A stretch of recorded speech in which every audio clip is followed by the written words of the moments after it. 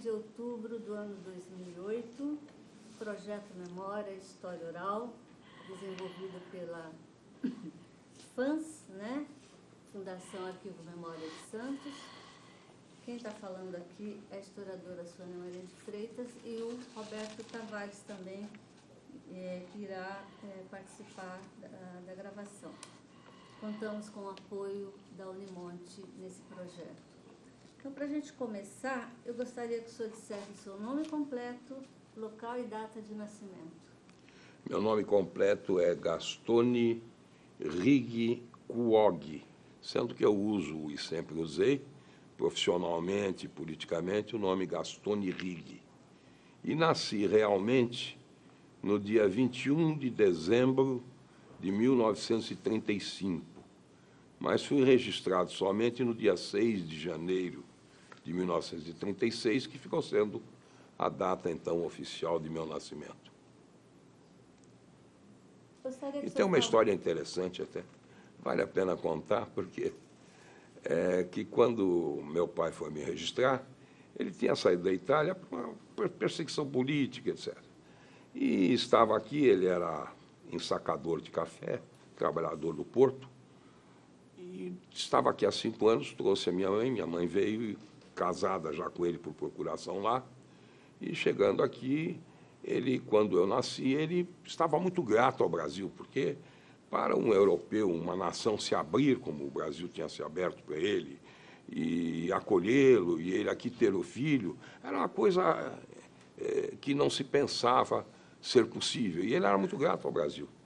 E, sabe, naquele esforço do estrangeiro que quer demonstrar a sua gratidão, ele recolheu algumas revistas da época e quis dar ao filho um nome que identificasse com essa gratidão ao Brasil.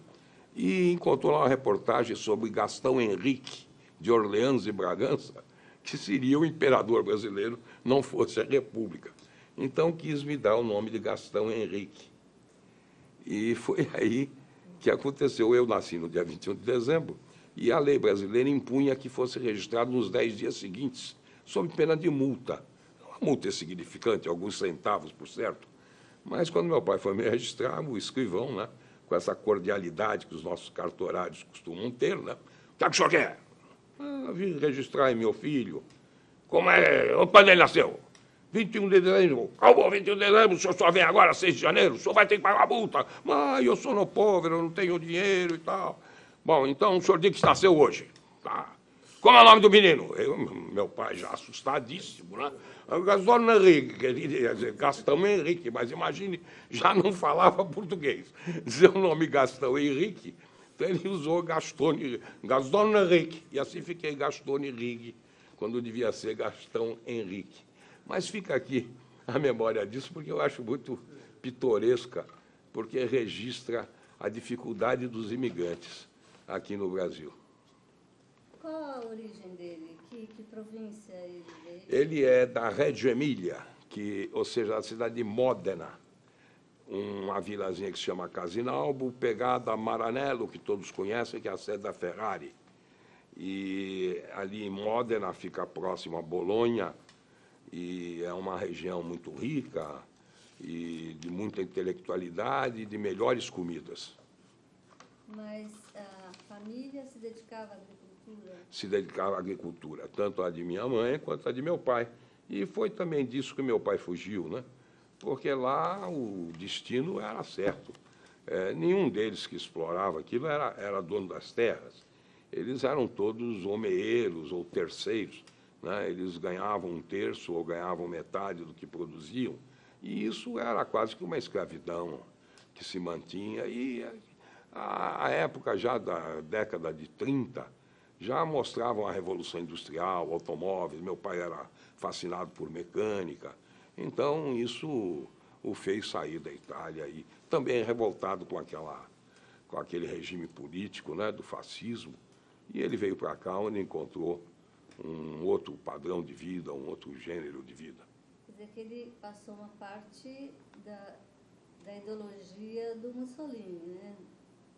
Que dominava o momento. Ele passou tomando óleo de rícino. E isso é que ele não gostou. porque lá o castigo para os jovens rebeldes, a polícia costumava prendê-los, deixava-os a noite inteira dentro da cadeia, e quando chegava de manhã, perto da hora do almoço, dava meio litro de óleo de rícino para cada um e soltava ele pela rua. E aí o senhor tinha um desarranjo intestinal terrível, né? Esse era o castigo que a ditadura Mussolini fazia com os jovens. E fizeram isso, acho que uma ou duas vezes com meu pai. Então ele resolveu vir para cá. Que ano que ele veio? Em 32? Ele veio em 1930. 30. Chegou aqui em tempo de revolução também, né? É verdade que a revolução para esses imigrantes que vieram para cá não lhes tocava muito, porque as nossas revoluções, 1930, mesmo 32, elas tinham motivos assim muito elitistas em termos de população. O povão mesmo não viveu, a não ser o caso de 32, que houve um grande recrutamento, né, a imprensa se mobilizou, mas, na verdade, para os imigrantes, essa coisa passou como nuvem. E ele também chegou num período que vivia a consequência da crise de 29, né? Sim, é verdade, mas isso também possibilitou a muitos países, como o Brasil, poderem se desenvolver, porque é claro que a queda dos países mais industrializados, como no caso dos Estados Unidos, abriu oportunidade. Nós tivemos aqui o período, a partir da queda, da debacle de 1929, de poder ter um crescimento pequeno, é verdade, mas implantamos uma indústria já em São Paulo, que depois, com a siderúrgica de Volta Redonda, etc., acabou com o Juscelino explodindo já no campo dos manufaturados. Mas como o Santos vivia do café, né, da economia cafeeira, a cidade sofreu muito com essa quebra da bolsa. É uma coisa curiosa. É muito difícil a gente explicar para alguém que Santos tivesse tal opulência quando o seu maior centro econômico era a exportação de café. Mas é preciso compreender que, naquela época, o café era quase que totalidade da riqueza brasileira exportada. E, portanto, isso tornava Santos muito rico. A mão de obra era quase que escrava, quando anteriormente, no século XIX, escrava. Depois, com a vida de japoneses, italianos, etc., e tal, semi-escrava. Os padrões de remuneração baixíssimos. E a terra aqui gratuita, quase. E uma terra fértil, maravilhosa. E, portanto, possibilitou esse desenvolvimento do café, que se tornou, assim, digamos, um apelo internacional, houve um modismo muito grande, e para o Brasil, que tinha uma economia bem pequena, bem estreita, isso significou muito. Mas é preciso dizer que a queda de 29 propiciou, a meu ver, mais oportunidades ao Brasil do que dificuldades. Porque, com o enfraquecimento dos Estados Unidos, permitiu que vários outros países recebessem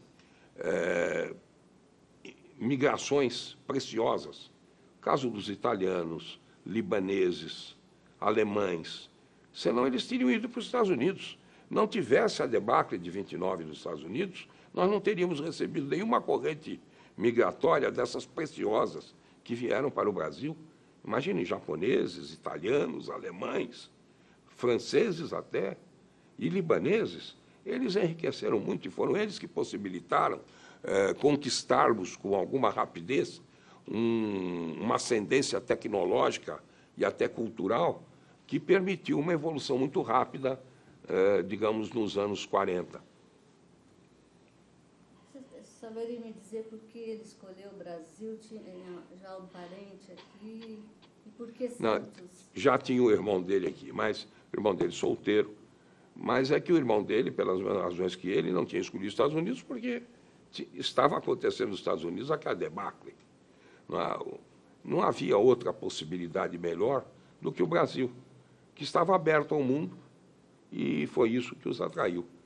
Senão, eles teriam ido seguramente para os Estados Unidos. O irmão residia em Santos. Estava há pouco tempo aqui, talvez uns 2, 3 anos. Mais ou menos 2, 3 anos antes, o irmão já tinha vindo.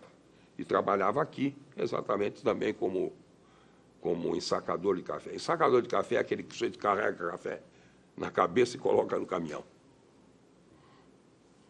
E onde ele morava?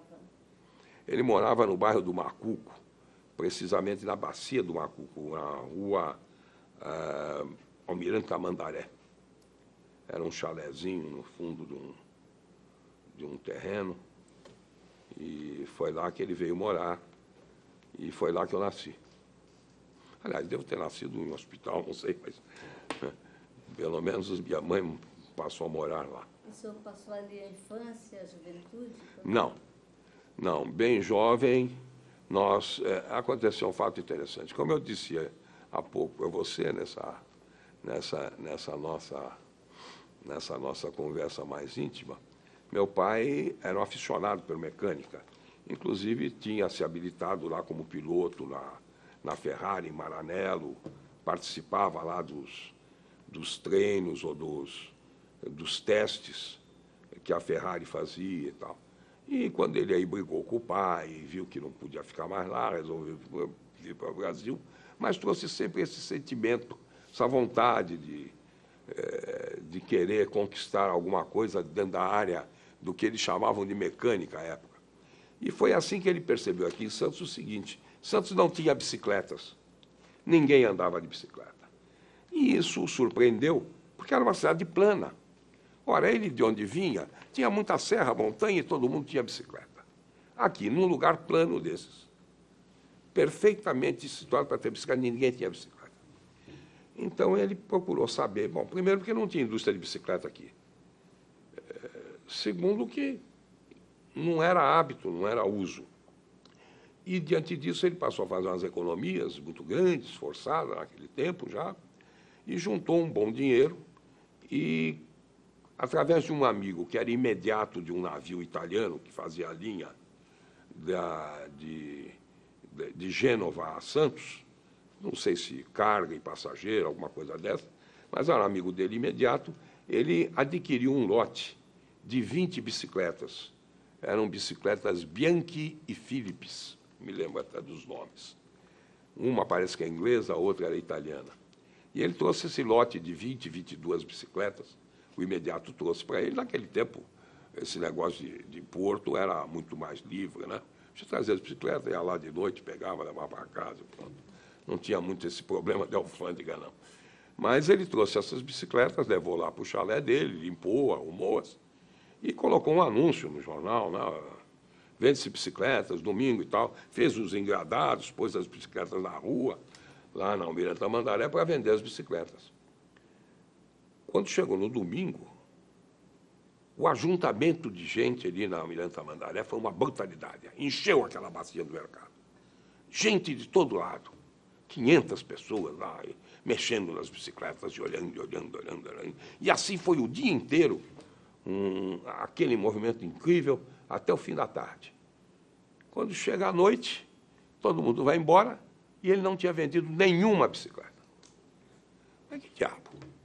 Todo mundo interessado nas bicicletas, eu não vendo nenhuma bicicleta. E por quê? E ele tinha ouvido várias pessoas, porque ninguém sabia andar de bicicleta. E andar de bicicleta era uma coisa complicadíssima, né? Mais ou menos como tirar brevet de avião a jato hoje, né? Você pode andar de bicicleta, isso é um negócio difícil e tal.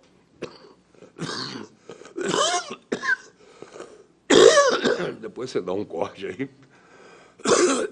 porque a gripe, a culpa é dela. A culpa é sua. Eu lhe avisei. Bom, mas... Então, ninguém comprou bicicleta porque não sabia andar de bicicleta. E aí ele com o problema. No outro sábado, ele voltou a insistir com o anúncio. Novamente o mesmo problema. Encheu de gente, todo mundo curioso, toca a campainha da bicicleta, mexe na bicicleta, anda, vê, alisa, fotografa e tal, e ninguém levou nenhuma bicicleta. Aí ele disse, agora, todo o meu dinheiro está aqui, estou perdido, não vendo nenhuma bicicleta, o que é que eu vou fazer? Pô, preciso ensinar as pessoas a andar de bicicleta. Como é que eu vou fazer? Ele pensou e disse, bom, aqui na rua não posso ensinar.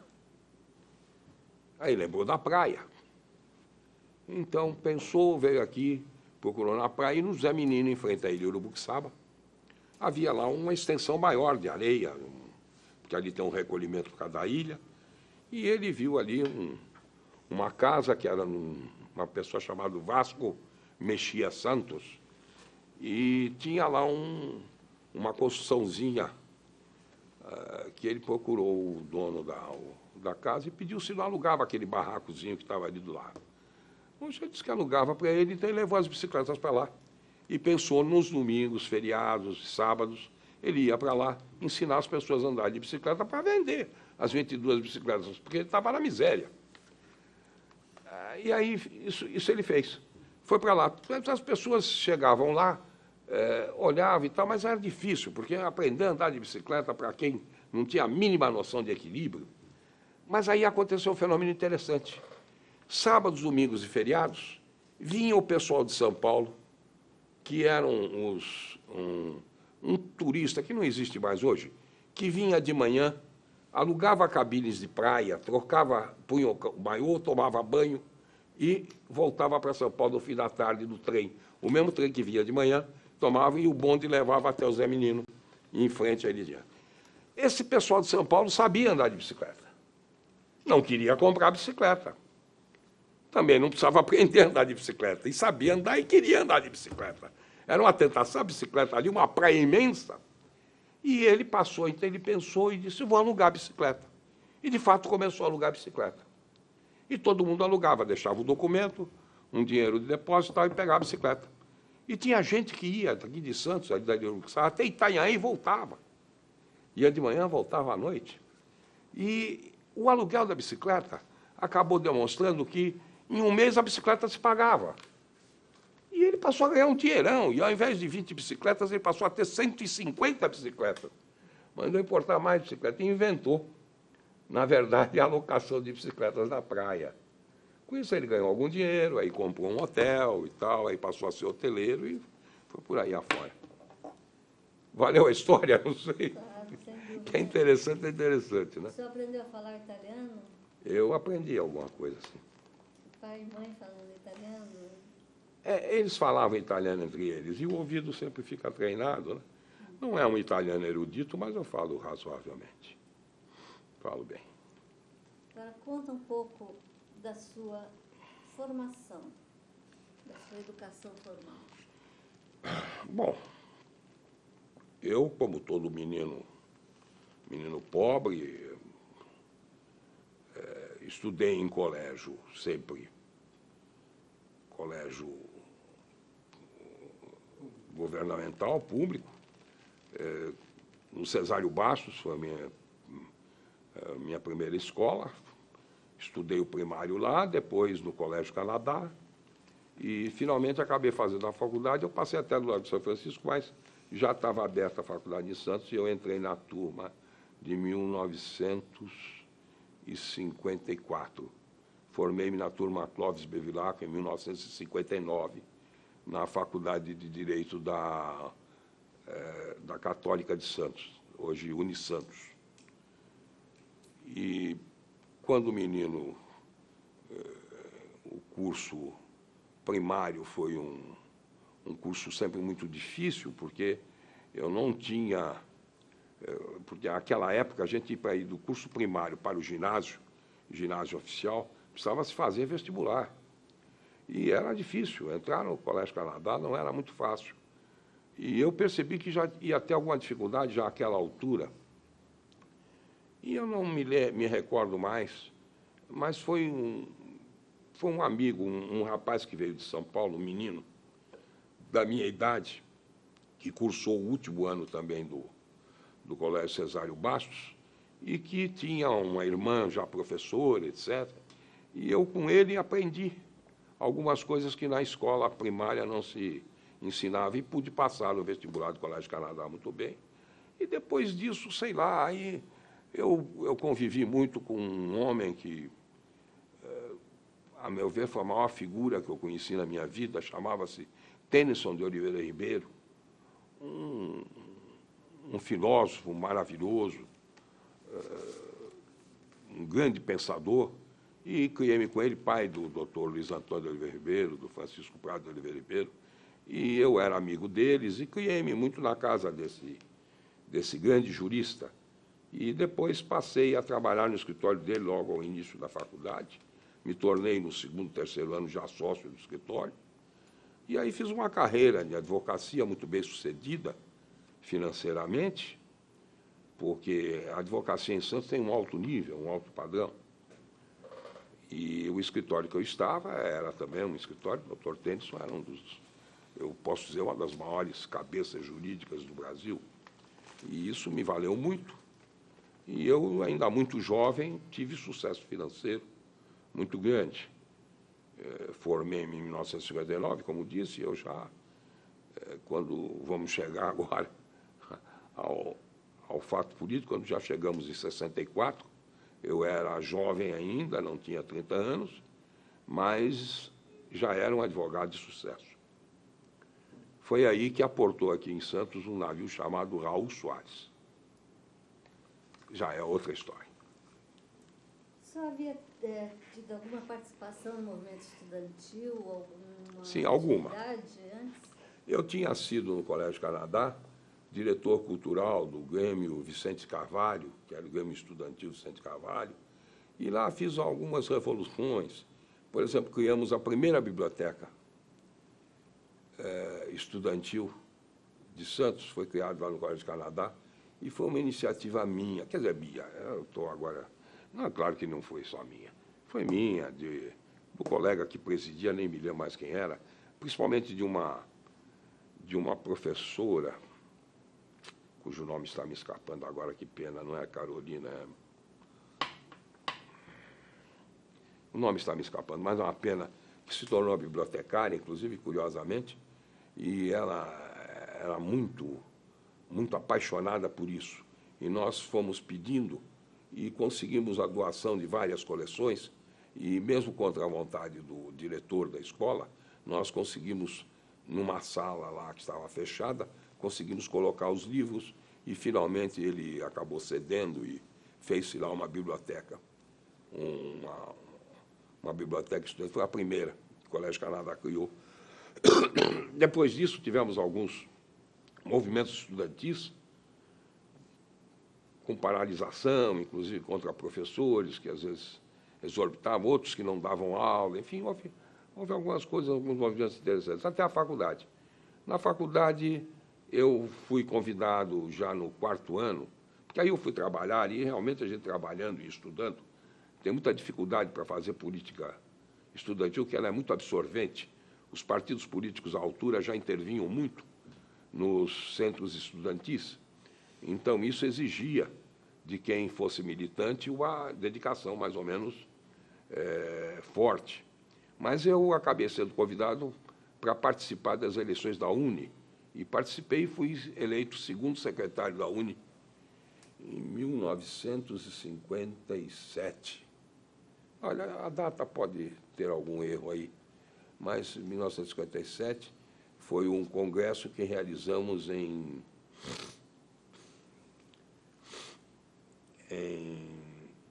Petrópolis, não, ao lado de Petrópolis, como é que chama? Nova Friburgo. Um congresso que a UNE realizou em Nova Friburgo, e lá eu fui eleito segundo secretário da UNE. Fiquei lá por um ano, mas eu apanhei lá na sede da UNE, houve lá uma represália à altura de 57, e era Juscelino o presidente, vejam vocês. E a polícia baixou o pau na gente lá no Flamengo, lá na sede da UNE, eu apanhei lá aquele dia, tomei umas cacetadas, foi a minha inauguração. Mas isso ficou nisso apenas, porque eu tinha que trabalhar e eu não pude me dedicar muito à política estudantil. Ajudei muito aqui o Centro dos Estudantes de Santos, que teve dificuldades muito grandes, e depois, a partir de 64, aí sim me envolvi. E vou contar essa história logo mais. Tá. Eu queria saber um pouco das influências que o senhor teve, intelectuais, ideológicas, seus livros de cabeceira, seus ídolos. Bom, como eu disse, a minha primeira grande influência foi a do Dr. Tênis Oliveira Ribeiro, que era um homem com formação marxista, filosófica, mas um pouco superior. Ele não tinha ficado apenas ao nível político, tinha subido ao nível filosófico e equacionar problemas mais elevados e tal. E eu, à época, a minha formação, a partir daí, é claro, como todo jovem que vem de classes menos abastadas, eu tinha um espírito revolucionário, aquela história da perseguição de justiça social e tal. E isso me levou a abraçar diretamente a teoria marxista. Eu era um marxista por natureza e até por vida. Não tinha nenhum outro caminho que não fosse abraçar o marxismo, a tentativa da igualdade, a luta por uma sociedade mais justa, mais equânime, principalmente com justiça social e tal. E o caminho era o marxismo, porque as grandes vertentes do mundo eram estas. De um lado, o socialismo e o comunismo, do outro lado, o capitalismo, com o liberalismo econômico. Então, não tinha vertente nenhuma. Você chegou a se filiar ao Partido Comunista? Olha, na realidade, eu fui dado como filiado, mas eu não fui filiado. Eu participei de inúmeras reuniões, porque a essa altura tinha sido deflagrado já o movimento de 31 de março. E aí todas as reuniões, tudo era clandestino. Então, quer dizer, nessa clandestinidade você fica envolvido.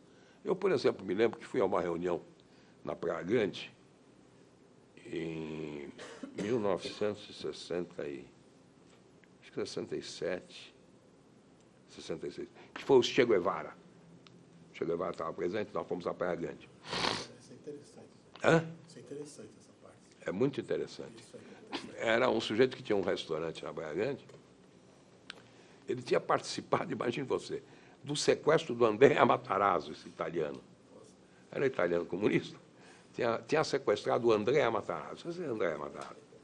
Era um sequestro meio duvidoso, daqueles que a gente não sabe bem, mas foi preso e tal. Depois foi solto, mas ele mantinha aquele negócio lá, tinha um restaurante na Praia Grande e acabou recebendo lá o Che Guevara. Tudo clandestino. Então, era tudo assim, tudo na clandestinidade, né? Porque, claro, ninguém podia falar nada, né, se reunir. Então, essa coisa de Partido Comunista, eu acabei participando, mas muito mais na clandestinidade e não na militância normal. Então, eu não posso dizer que eu fui um filiado ou um militante, porque eu nunca exerci na normalidade, digamos, do Partido Comunista, não exerci função. Conta essa história do Che Guevara, impressões suas lá nessa reunião com o Che Guevara. A reunião do Che Guevara é muito interessante, sabe? Ela se perde, sabe, faz tantos anos, são 40 e tantos anos, né? Mas vamos ver. E na época não se dava essa importância, porque você vai dizer, como você está nebuloso, mas não é, não. As coisas eram como se fosse um encontro normal com um fulano que veio do Rio, sabe? Não era um. Mas eu me recordo de algumas coisas ficaram marcadas. Por exemplo, a expressão cândida dele, sabe? Um jeito assim de cordeiro. Não é a forma de cordeiro. Um jeito de olhar assim sempre de baixo para cima, sabe? Como interessante, com os olhos imensos, claros. E é uma figura, isso aí era impressionante, porque você esperava um homem agressivo, e não era. E falava manso. E ele dizendo umas coisas que eu, na época, até fui um pouco grosseiro, porque ele falava em levantar as populações campesinas, ele usava muita a expressão campesinos, que ele achava que as populações campesinas eram as autênticas revolucionárias. Ele estava muito decepcionado com o nosso trabalhador daqui. E eu até, porque já era janista, muito ligado ao Jânio, eu até defendi, disse, não é isso, você não está entendendo o problema. O nosso trabalhador aqui do ABC, etc., que você está relegando a segundo plano, é um homem que veio de camadas muito sofridas do Nordeste, chegou aqui e realizou uma certa revolução pessoal. conquistou um espaço, comprou a sua televisão, comprou o seu carro, sua casa. É um homem que até fez mais do que seria uma expectativa para a sua geração lá no Nordeste. Então, você não pode querer que ele tenha sentido revolucionário, porque ele já tem um sentido de proteção do seu patrimônio, das suas conquistas. Mas ele não quis entender muito e voltou em cima aqui. O autêntico revolucionário era o homem do campo, era o campesino. E eu aí fiz uma observação: olha, você vai se meter num país que você nem conhece, que é mato, só tem ignorante, só tem ignorância. Você vai tentar fazer com que gente que não saiba nem por que existe compreenda o sentido de uma revolução contra um poder contra o qual ele não se insurge, porque ele foi habituado a obedecer, não tem nenhuma razão lógica dele não obedecer, ele não tem autossuficiência. Mas ele não compreendeu o que eu falei e ficou nisso, sabe, esse diálogo vazio.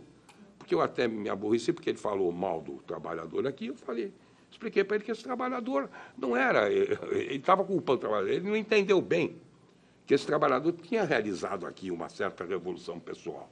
Portanto, é difícil mobilizá-lo. Não é? E ele se queixava disso, que ele achava que os sindicatos aqui deviam estar respondendo e tal, tal. Não era assim. Né? Porque é difícil entender o nosso problema só vivendo, né? Como nós vivíamos. Mas foi isso aí interessante. E depois disso e tal, a coisa ficou nessa conversa, ele ia embora e foi embora, e tempo depois ele foi morto lá. O senhor havia pertencido a alguma entidade, alguma associação? Sim. Maçonaria, por exemplo? Não. Mas eu pertenci ao PSB. Foi um pedido. Já estava a fase, quase ali no finalzinho de fim de 63, quando uns amigos meus me pediram se eu não aceitaria ser interventor e presidente, presidir como interventor o Partido Socialista Brasileiro aqui em Santos.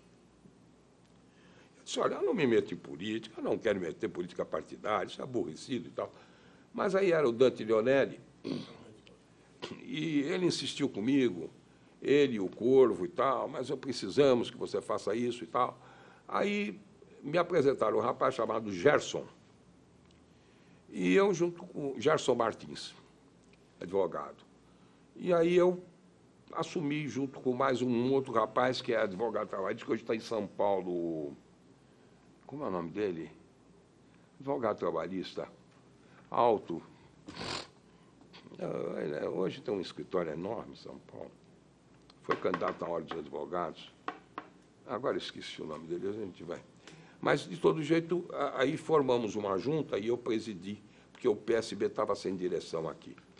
Então, o Cid Franco, que era do PSB, fui conversar com ele e tal, e aí fiquei presidente do PSB aqui. Foi aí, e fiquei apenas para organizar para eles, não porque eu quisesse usar. Mas aí aconteceu, logo em seguida, veio o 31 de março de 64, e veio o Raul Soares, aí, em 31 de março de 64, o grande alvo foi Santos. Eu, à altura, que era amigo desse pessoal de esquerda, mas não advogava nessa área, mas tinha, como eles confiavam, como eu era um advogado, digamos, independente, não tinha ligações políticas, então eu fiz a defesa de alguns deles e alguns processos. E quando chegou em 64, o comando da chamada Revolução de 31 de março de 64, ou outros que dizem que é de 1º de abril, resolveram prender todas as lideranças da Baixada. E por que todas as lideranças da Baixada? Porque parece uma coisa incrível, né? Como é que se manda prender toda a liderança de uma região? Por uma razão, porque Santos tinha sido identificado pelos poderes militares, pelas forças militares que atuaram no golpe de 31 de março, como o centro nevrálgico político da revolução que estaria se instalando no país, da revolução comunista que estaria se instalando. E diziam isso Porque aqui em Santos, de fato, fomos os criadores das primeiras centrais sindicais brasileiras. Aqui nasceu uma coisa que se chamava Fórum Sindical de Debates. Vejam a criação engenhosa, feita pelos trabalhadores. Não havia intelectualidade nesse negócio, não. Foram eles mesmos que criaram.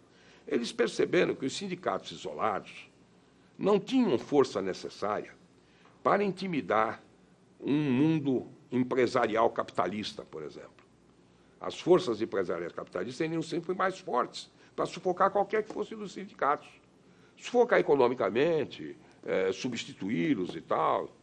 Isso porque várias tentativas, por exemplo, um motordeiro parava, imediatamente os bombeiros substituíam. Ou, se na luz desligasse, eles tinham contingentes, eles tinham um jeito de suprir sempre. Então, o trabalhador não tinha como opor uma força válida numa reivindicação, por mais autêntica que ela fosse.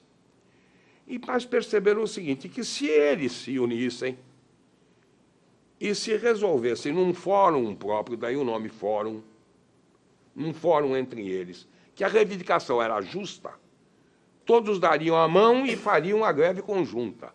E aqui nasceu isso, através do que se chamou Fórum Sindical de Debates. Criação incrivelmente simples, mas no mundo nunca se tinha feito. Veja que coisa interessante. E, a partir daí, criaram-se as grandes sindicais, a Central Geral dos Trabalhadores, no Rio de Janeiro, que era presidida por um estivador santista, faleceu, oh, meu Deus, como é que era o nome dele? Foi secretário do Davi Capistrano. Um grande amigo, grande sujeito. Bom, mas aqui nasceram essas centrais. O governador do Estado, que era Adhemar de Barros, ligado à direita e golpista, ficou aguardando a oportunidade e, realmente, o movimento sindical, muito ingenuamente, acabou entrando na armadilha que tinham montado. E a armadilha tinha sido exatamente através da saúde pública, dos hospitais. Como era a armadilha? Era provocar o movimento sindical em termos de reivindicações de enfermeiros e empregados de hospitais e fazer com que estes parassem. E, ao pararem, fazerem o fórum sindical funcionar e dar a paralisação geral. Ora, você, num momento que estava havendo passeatas pelas ruas, família com Deus, tradição e não sei o que lá, né? E contra o comunismo e tal, toda a imprensa mobilizada, de repente se dá aqui uma paralisação dos enfermeiros, numa reivindicação em relação a enfermeiros e tal, e paralisa-se os hospitais. E o Fórum Sindical de Debates vai e dá guarida a isso. E deu uma paralisação geral. Claro que não podia haver pretexto melhor para cair de pau. Nenhum cara de classe média, nenhuma pessoa fora de militância política haveria de aceitar o país parando com os hospitais, sem médicos, sem enfermeiros, sem nada. Isso não tinha cabimento. Então, quer dizer, porque as coisas acabavam nesses excessos, né? Essa ingenuidade também das nossas organizações sindicais. E aí se deu um movimento de... Claro, a nação toda preparada levantou-se e disse, vai acabar com esse negócio, essa farra que o João Goulart também primariamente fazendo. Aliás, eu acho muita graça disso, porque a esquerda não estava preparada para assumir o poder. Era um negócio... Quer dizer, eu não era um militante político, mas se tivesse sido, eu teria visto isso também. Mas eu me recordo que um estivador chamado Arlindo Alves de Lucena, que escreveu um livro chamado Baguinhos e Tubarões, ele veio fazer aqui uma palestra em Santos, na sede de um jornalzinho que chamava Novos Rumos. Era ali na Rua do Comércio, junto ao Diário de Santos. E, no meio dessa palestra, ele era comunista, e ele dizendo, o comunismo, porque vão fazer, porque... Quando chegou ao fim daquela palestra, daquele autêntico autêntico discurso marxista, comunista, revolucionário, alguém se levantou e perguntou, um jornalista perguntou, me diga uma coisa, senhor Arlindo, o senhor que é do Comitê Central do Partido Comunista, podia me dizer, se os senhores chegarem ao poder, ele ainda interrompeu e disse, bom, já estamos quase no poder, porque estamos participando dele. Disse, muito bem, mas se os senhores chegarem diretamente no poder, qual seria o primeiro ato que o senhor prepararia? Ele aí parou, e, ao invés daqueles arrobos, ele parou, pensou um pouco, olhou, sentou, ele era pequenininho, levantou e disse, olha, você me fez refletir. Sabe o que é que eu faria com honestidade? Determinaria a imediata retirada, porque nós não temos nenhuma condição de exercer o poder. Muito interessante essa declaração feita pelo Arlindo Alves de Lucena, que eu assisti. Porque era isso mesmo, não tinha, as esquerdas não tinham nenhuma condição de exercício de poder, nem era hora histórica para isso, nem tinha proposta. Tanto assim que, se tivesse feito a proposta e ela tivesse prevalecido, nós acabávamos no Muro de Belém, nos muros de Berlim, em 1989. Teríamos durado mais 15 anos e cairíamos junto com o Muro de Berlim. Bom, mas acontece essa história, porque o que vem depois, para que não pareça que eu sou um herói, não. Quer dizer, eu realmente não estava bem na mão de que hoje eu acho que teria sido uma outra postura, talvez, não sei. Mas aí, então, os militares que tomaram o poder resolveram prender todas as lideranças, porque aqui seria o grande foco nacional comunista. E, como não havia cadeia para tanta gente, nem celas que pudessem abrigar tantos presos, o engenho militar descobriu que havia um navio chamado Raul Soares, que tinha sido um navio transporte de tropas na Segunda Guerra Mundial. Foi o que levou os nossos pracinhas para a Itália na Segunda Guerra Mundial. Levou e trouxe. Esse navio, em 1964, era um navio já com 50 anos, e estava sendo desmontado no Rio, ia ser desmontado. Estava paralisado e para ser desmobilizado, completamente desmobilizado. Mas ainda tinha alguma condição de flutuabilidade. Então, acendeu a ideia de alguém de trazer, rebocar o navio até Santos, fundeá-lo aqui, porque ele tinha camarotes. Tinha lá 300 camarotes, 400 camarotes, e cada camarote, sabe, tudo é de aço, no meio do mar, ninguém vai fugir, né? Põe lá como cadeia. E trouxeram aquele navio rebocado e puseram aí como cadeia. E aí prenderam a bordo mais de 1.200 pessoas. Olha que 1.200 pessoas. Ao ponto de prenderem o prefeito de Santos e todo o secretariado. Só escapou um secretário.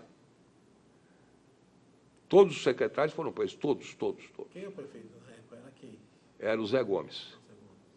Zé Gomes, era um radialista, que era prefeito municipal de Santos. E a cidade ficou acéfala, então? Ficou acéfala. Porque ele era, curioso, ficou acéfala mesmo, porque ele era vice-prefeito. Ele estava já substituindo o prefeito que tinha morrido, que era o Luiz da Escala, que tinha morrido num acidente de carro.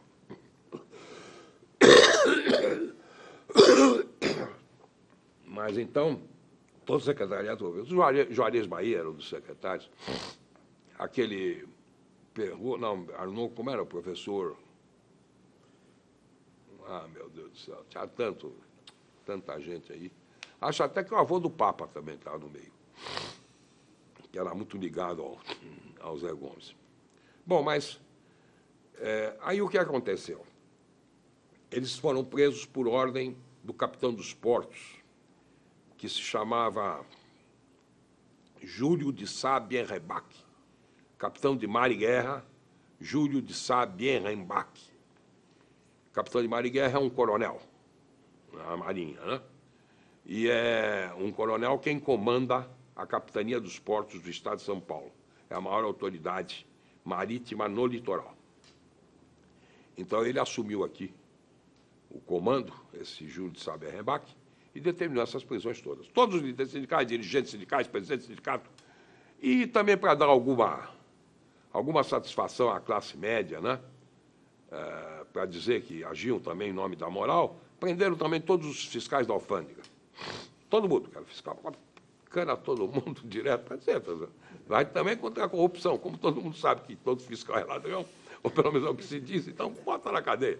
Satisfaz a opinião pública. E assim, por mais engraçado que pareça, mais 1.200 e tantas pessoas, sem nota de culpa, sem processo, sem acusação formal, levados a bordo e trancadas lá. Bom, para alguém que nunca tenha visto um navio, imaginar o ser trancado a bordo e dizer, pô, esses caras foram fazer cruzeiro marítimo. Melhor ainda que nem o navio balançava, porque estava fundeado aí, né? Mas não é assim, não. Um navio desses, ele tem que manter os geradores próprios, porque as bombas de água têm que funcionar, porque a água vai sempre enchendo os porões. Então, ele precisa ter força própria. Para isso, você tem que acender as caldeiras do navio. Como o navio era velho e tudo furado e tal, aquele vapor de água, punha a temperatura do navio a uns 70 graus. Então, quem estava lá dentro, o pessoal ficava nu de cueca.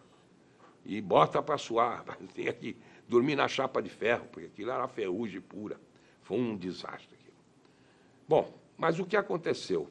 Esse pessoal todo foi preso com base num negócio que chamava Ato Institucional número 2.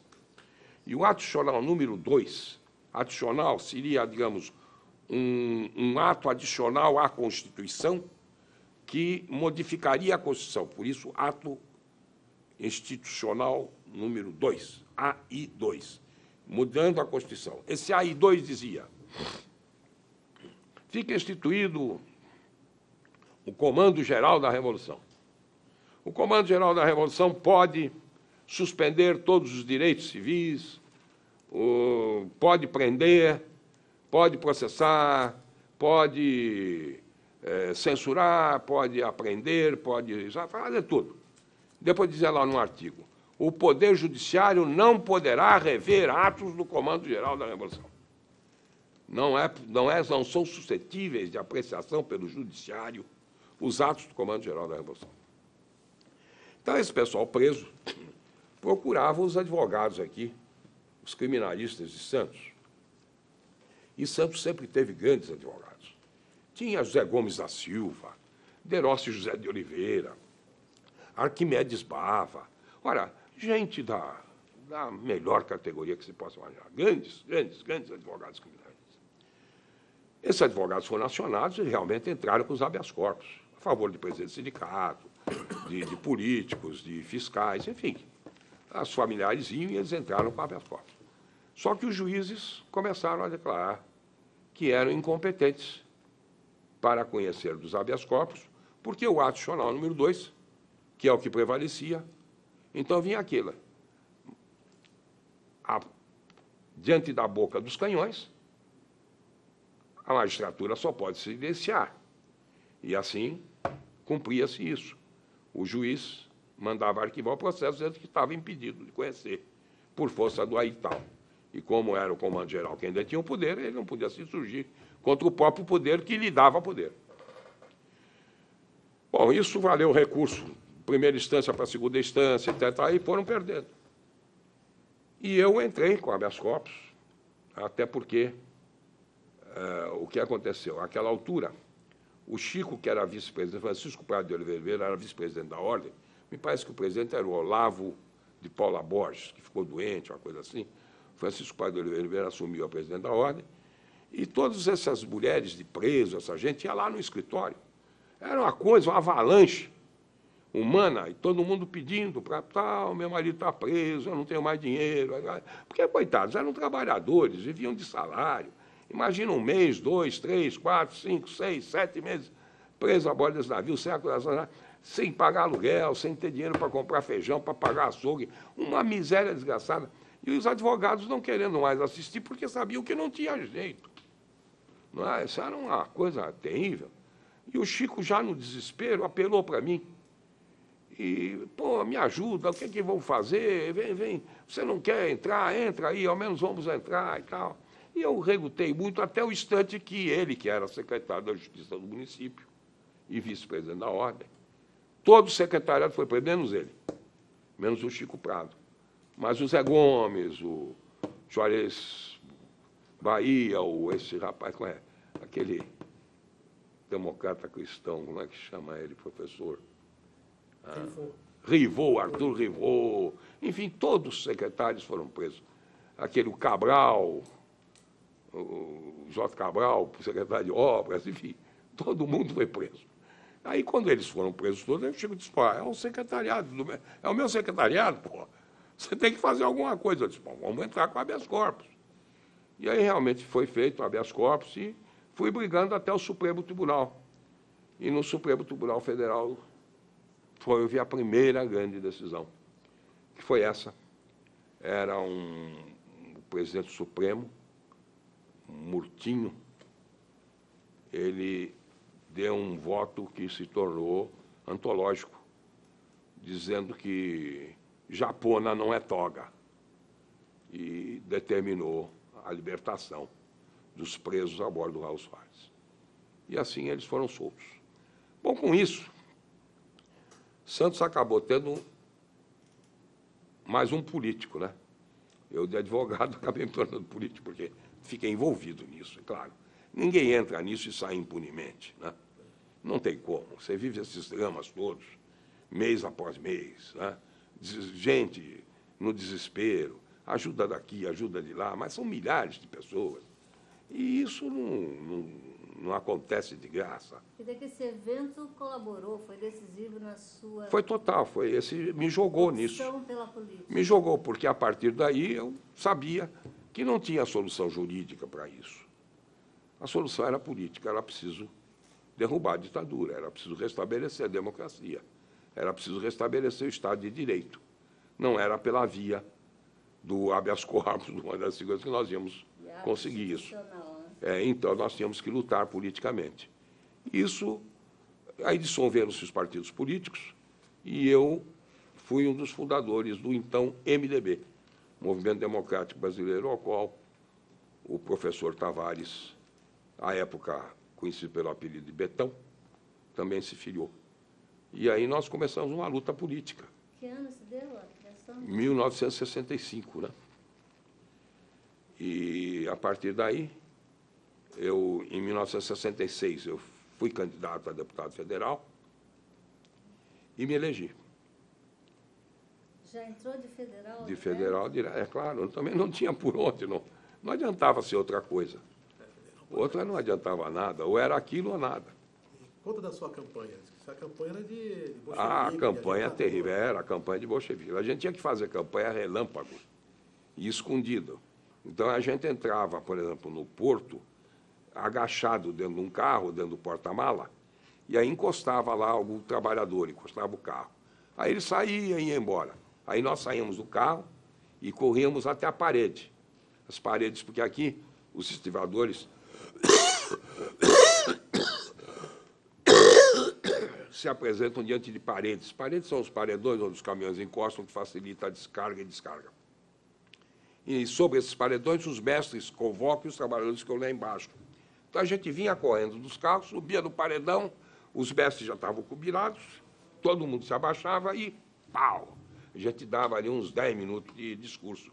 Até a polícia vir, né? Aí a polícia vinha e a gente, pum! Aí eles formavam o cerco, né? E a polícia batendo neles e tal. E me derrubar e tal, aquela história e tal. Enquanto isso, a gente, piricava. E isso era o dia inteiro, pô. No trem da Cosipa, a gente pegava vagão do trem, né, escondido, né, sempre escondido.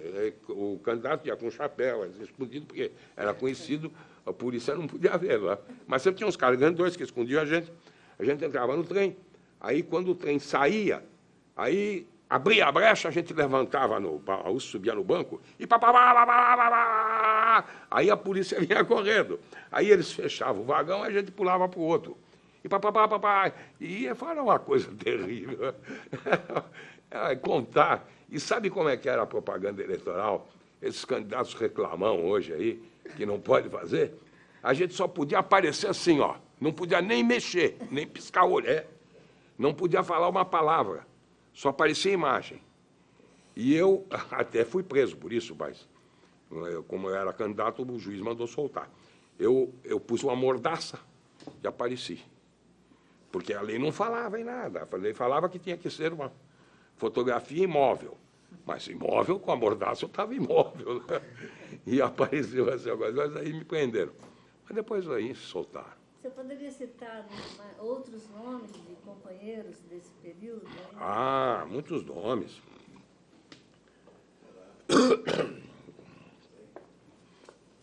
Ah, olha o Del Bosco aí. Del, falávamos de você hoje. Senta aí, senta aí.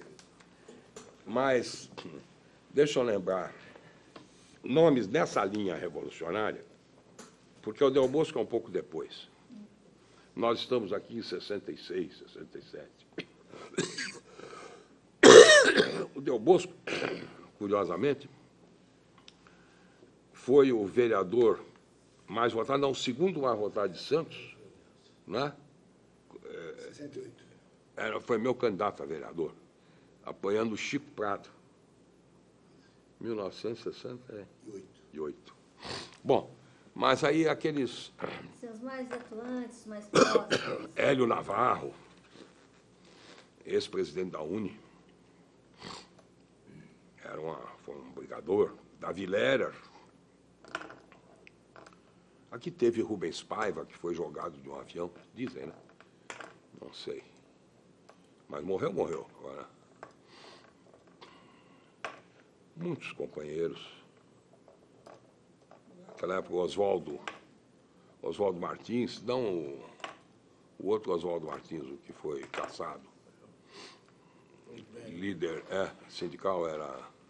Não o que foi deputado estadual. Lourenço. Perdão, não é Oswaldo Lourenço. Oswaldo Lourenço, bom, perdão. O Oswaldo Martins é que é o estadual.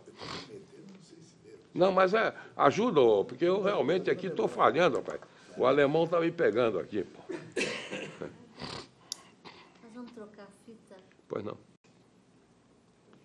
Bom, eu sei que o senhor tem uma trajetória de vida muito rica, né? Que evidentemente nós não vamos esgotar nessa Não, é por isso que eu estou dizendo, vamos. Então, eu queria agora que o senhor tentasse, de uma maneira mais sucinta, falar um pouco da sua trajetória política, desde o comecinho. Bom, as campanhas. vamos tentar sintetizar. Então, eu me elegi em 66, não é? E fui deputado federal do MDB.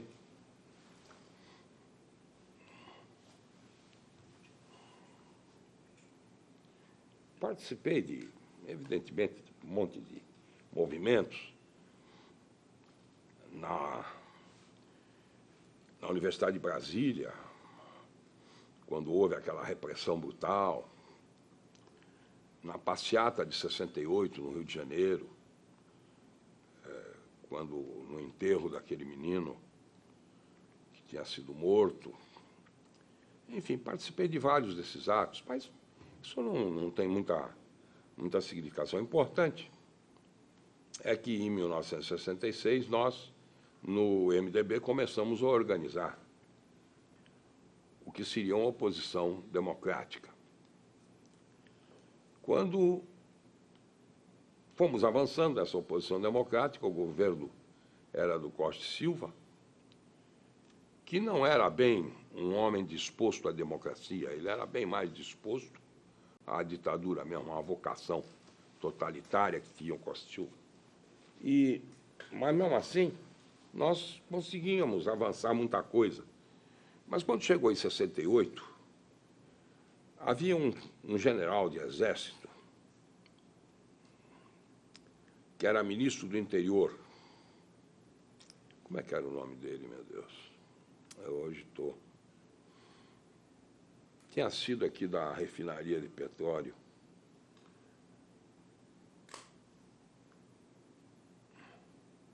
Esse cara começou a fazer uns discursos nacionalistas muito empolgantes. Eu já vou me lembrar do nome dele, que esse é um dado muito interessante, porque eu acho que é um referencial político. Como é o nome dele? Era ministro do interior, e ele começou a fazer uns discursos muito incisivos, nacionalistas, e num sentido de abertura, e se opondo ao governo Costa e Silva.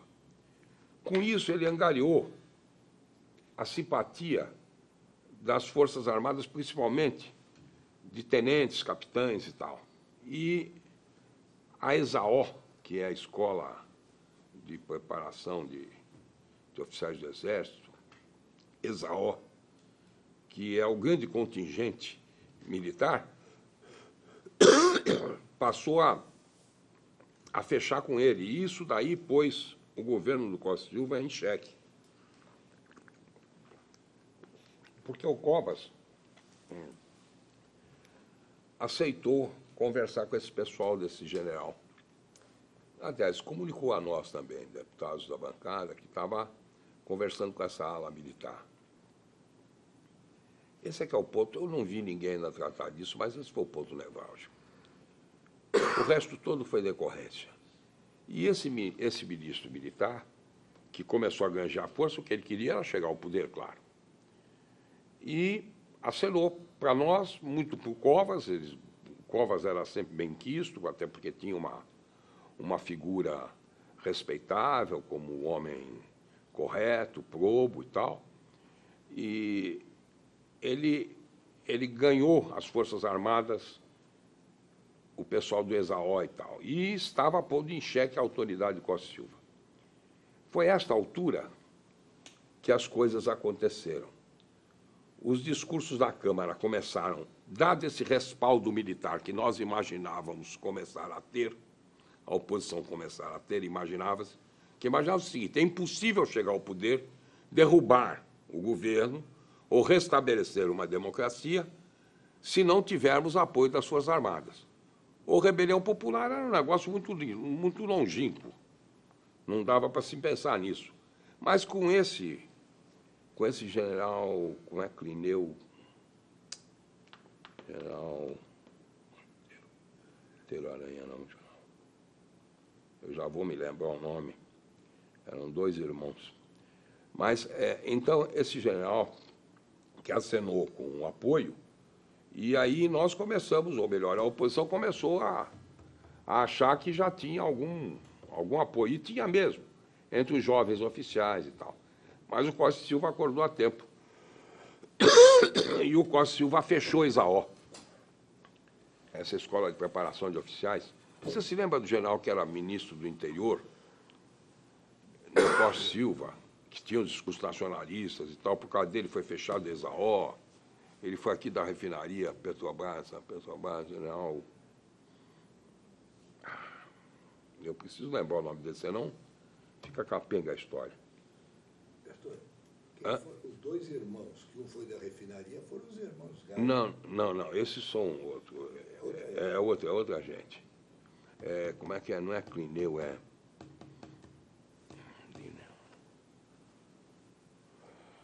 Rapaz, eu vou me lembrar. Tenho que lembrar. Esse alemão não vai ganhar de mim, não. Esse Alzheimer é terrível, né, esse cara? Mas deixa eu dizer uma coisa a você, então. Aí o Costa e Silva e as forças no poder acordaram para isso. Mas nós já estávamos muito avançados no processo de radicalização. Foi aí que veio os discursos do Márcio Moreira Alves, sabe, os discursos violentos, meu mesmo, e de outros, discursos muito violentos. Quer dizer, violentos dada a época, né? Porque você tem jeito de falar e jeito de gritar, não é? E nós recrudescemos muito, e eles pegaram como pretexto aquela porcaria um discurso de pequeno expediente, imagina, do Márcio Moreira, como se aquilo lá fosse razão para dar um golpe de Estado. Mas eles deram um golpe de Estado contra o Estênio Albuquerque Lima, general Estênio de Albuquerque Lima. Se lembra? Então, o general Estênio de Albuquerque Lima é que queria dar o golpe e mobilizou os tenentes, capitães e diabo e tal. Acontece que o Costa e Silva, mais esperto, fechou o ESAO e, imediatamente, com o pretexto do discurso do Márcio e do nosso recrudescimento, aí eles vieram por aí 5, fecharam o Congresso. Mas tudo era porque o Estênio Albuquerque Lima tinha conseguido dividir as Forças Armadas. E nós cometemos um erro, eu digo nós, porque o Covas cometeu o erro, ele e os demais líderes do MDB de então, a direção do MDB então, achou que estávamos calçados com o poder militar e não estávamos. Eu também acreditei que estávamos, mas eu não optava muito na época para poder definir. Mas foi aí o grande erro político. E o AI-5 veio por causa disso. Se tivéssemos tido a habilidade de não embarcar na do Estênio Albuquerque Lima, nós teríamos alongado mais e o Costa Silva logo depois morria. Pô. Você vê que azar o nosso. Aí deu o AI-5, que foi o pior desastre. Foi um retrocesso, sem dúvida. Hã? Foi um retrocesso. Foi um retrocesso. Mas engraçado que ninguém aborda este ponto. O causador não foi discurso de março, tudo isso é bobagem, isso não tem nenhuma significação. Discurso de pequeno expediente ninguém lê. Tanto assim que esse discurso só veio para a imprensa 10 dias depois de ter sido proferido. Ninguém, aquilo passa. Quantos discursos são feitos no pequeno expediente lá por dia? 50? Mais. Pô, nem ninguém lê, aquilo é impresso. Dá como lido, ninguém lê, lê aquilo. Você está como lido, joga lá só para imprimir. Reivindicando uma ponte para o Rio Araguaia, não sei o que lá, né? Reivindicando o nome do aeroporto e tal. E assim, olha, é preciso a democracia, blá, blá, blá, porque geral... Isso acontece, ninguém ia ler aquilo. Isso tudo foi pretexto. O que acontece é que o Estênio Albuquerque Lima tinha feito um trabalho muito grande, percorrendo todas as casernas, e tinha levantado a opinião pública do Exército contra o Costa Silva. Quando eles viram isso, eles fecharam o Exaó, eles realmente fecharam as torneiras, mas tinha também que abater sobre o poder político. Não podia deixar o Congresso fazendo discurso, pô. E aí fecharam o Congresso, com esse pretexto. Muito bem, aí veio o retrocesso, aí eu fui cassado. Isso aí foi 11, 12 de dezembro de 68. Eu aí fiquei, porque aí circulou o seguinte.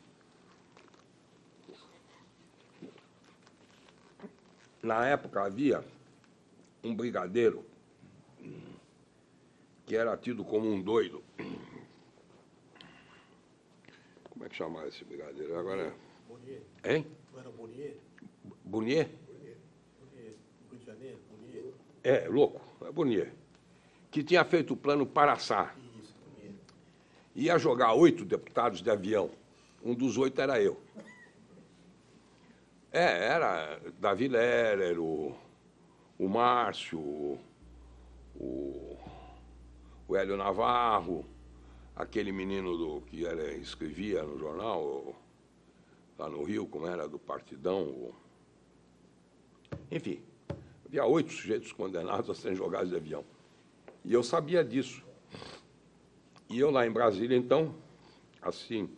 Eu tentei, porque o Zé Banana, que presidia a Câmara, o Zé Bonifácio, era o presidente da Câmara. Quando eles cercaram o Congresso, disseram que tinha fechado o Congresso, eu fui lá para a sala do Zé, junto, foi o Covas, foram vários, eu devia ter lá uns 15, 20 deputados, ou mais até. Aí eu disse a ele, não, senhor, você não fecha. Vamos para o plenário e vamos abrir, pô. Abre, eles que venham fechar, pô, arrombe as portas e tal, pô. Isso fica no mundo, pô. Como é que você vai aceitar que está fechado e não sai da tua sala de presidente? Não, mas não pode, porque o poder é aquela história, porque ele era de direita mesmo, rasgado, né? E foi uma discussão terrível. Foi aí que aí eu provoquei, o Cobra disse, não, mas você tem que ir sim, o Gaston tem razão. Aí entrou o Hélio Navarro e disse para ele... uns desaforos, alguma coisa pesada. Ele virou e disse, então vai você para lá. Eu digo, como eu não sou presidente da Câmara, eu vou abrir, evidente que é uma provocação. É evidente que está desmoralizado tudo. Um deputado, sem nenhuma significação, vai e abre a Câmara. Não tem cabimento, é o senhor que é o presidente, tem que abrir. Eu abri, aí ele, banana para vocês, porque disse que ele ficou conhecido como Zé Banana. É verdade esse episódio. É verdade, eu estava lá. Banana para você. E não abriu. E aí o Congresso foi cercado e eu tive que fugir, né? Porque eles estavam atrás de mim. Aí tinha 2 viaturas atrás de mim. Eu estava com um jornalista da Tribuna, Francisco Hugo, não será Hugo, não sei o que, Hugo, e eu tinha um Volkswagen, e ele foi pilotando. Acontece que os caras sabiam, me dedaram quando eu estava saindo. E aí a perua do DOPS lá, sei lá, saiu atrás de nós, 2 peruas. E aí esse rapaz era um piloto magnífico. E acabamos entrando num posto de gasolina que tinha um velhinho. Aí o Francisco Hugo pediu para o velhinho levantar o elevador. Ele subiu no elevador de lavagem de carro, quando o velhinho levantou o elevador, ele ficou lá com o velhinho lá embaixo, eu fiquei no carro lá em cima. Fiquei a 5 metros de altura durante 1h30 lá, pô. Como é chato. Eu disse, esse diabo vai cair e tal. Mas ficamos 1h30 lá no posto, até que os carros rodaram, não viram mais o fogo, foram embora. Aí eu fiquei na casa do padre... Como é que chamava? Ah, meu Deus, hoje eu estou mal, viu? Estou com febre, estou mal. Padre Godinho? Hã? Padre Godinho? Padre Godinho. Padre Antônio Godinho. Antônio de Oliveira Godinho. O Padre Godinho, ele tinha apartamento, ele era muito amigo da Lacerda. Aí eu estava lá, uma hora tocou o telefone, acabei atendendo, era o Lacerda. Aí eu não ia dizer, eu acabei dizendo, mas ninguém sabe Godinho. Falei que era eu, ele disse, e como é que está aí a coisa? Eu disse, é porque aqui, aí ele, temos que resistir, vamos resistir, vamos, aquela bravata, né, Eu disse, mas pô, resistir como? Pô, estou aqui escondido. Se os caras me pegam, vou jogar de avião, pô. Como é que eu vou reagir como, pô? Como é que você vai reagir aí, Lacerda? Então, temos que reagir, temos que falar para o mundo. Sabe aquela história dele? Eu nunca mais esqueci aquele discurso pelo telefone. E eu lá pensando, pô, sentado no chão, pensando, pô, o que é que eu vou fazer aqui, pô? Reagir como? Foi muito engraçado. Bom, mas aí passou. Eu fiquei preso lá em Brasília durante... Aí resolvi me apresentar, porque meu cunhado foi até Brasília, encontrou comigo, mas aí voltar para cá, para ser preso aqui, preso do doutor Barbante, delegado do DOPS, do coronel Erasmo, pelo amor de Deus, eu disse, isso vai ser uma humilhação, vai ser o fim da picada, mas o cara me põe na cadeia ali na São Francisco, pô. Não, pô, é um negócio humilhante. Prefiro, então, ser preso aqui em Brasília. Aí eu me apresentei lá, e eles acabaram... perto do poder, né? Não, sei lá, pelo menos a pessoa não... Porra, na rua São Francisco, porra. De repente eles me punham lá numa cadeia só para ficar de cara, para ficar mostrando.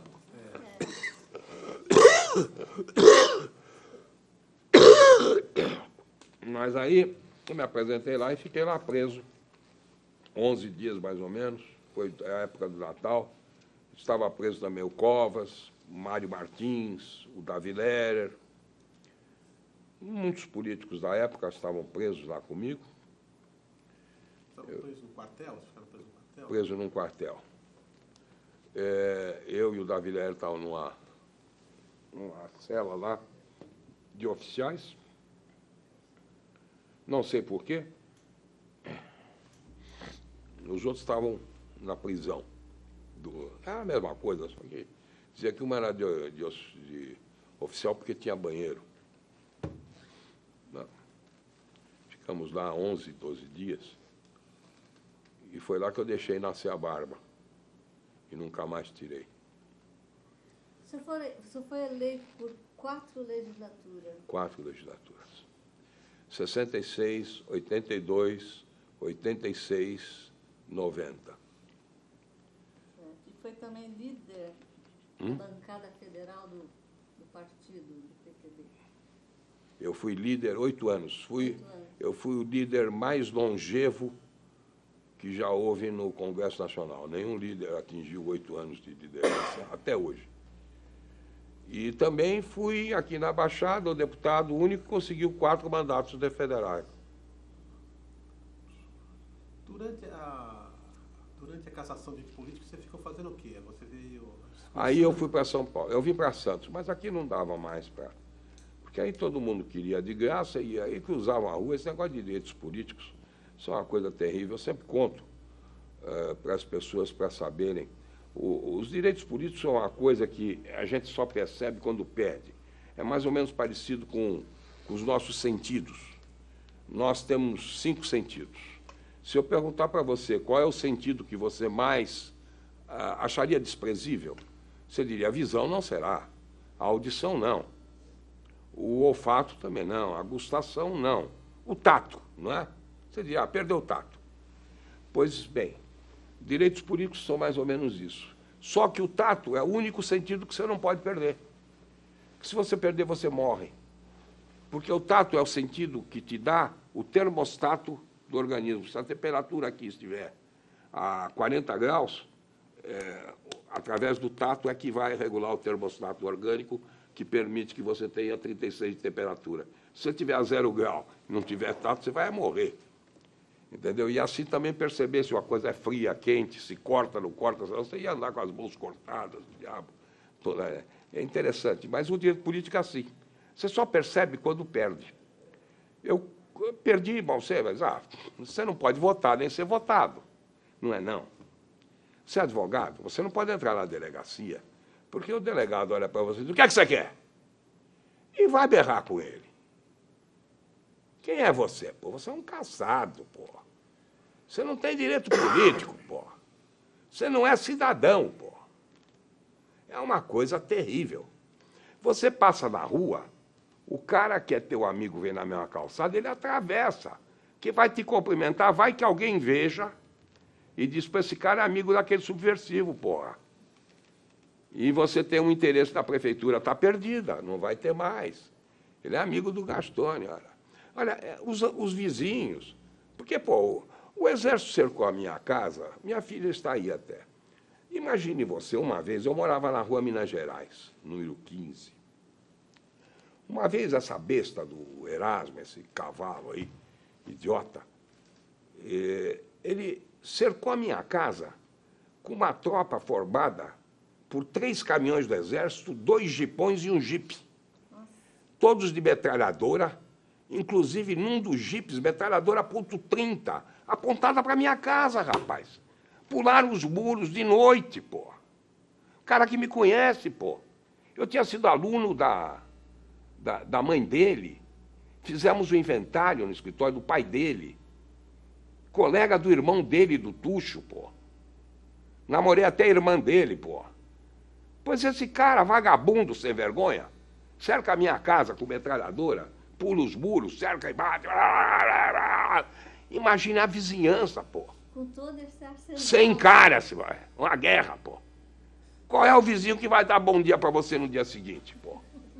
Quem é louco? E para me levar de pijama pro quartel, rapaz? Pra quê, pô? Telefona que eu vou lá, pô. Uma coisa horrível. Isso daí várias vezes, não foi uma vez, não. O Esmeraldo é que tinha um negócio interessante. Uma vez eu fui preso junto com o Esmeraldo. Nós fomos presos, isso acho que foi em 1970, 71. Fui para o quartel. Primeiro aniversário da morte do Marighella. Acho que foi no quartel, no Fortaleza do Itaipu. Vocês foram para o Itaipu. E outros foram para Foram o segundo BC, exatamente. Tá, me ajuda aí, que o alemão está me pegando aqui, eu não me lembro. Não, bom, pode, ajuda, porque eu estou tendo dificuldade. Eu para parir os nomes para a doutora Sônia, estou gemendo aqui. Depois, se eu se lembrar, você passa depois para a gente. Tá, mas me desculpe, mas eu realmente tenho dificuldade de memória. Mas veja bem, aí um desses aniversários aí, tipo Marighella, eles mandaram me prender. Lá é cerca e tal, prende.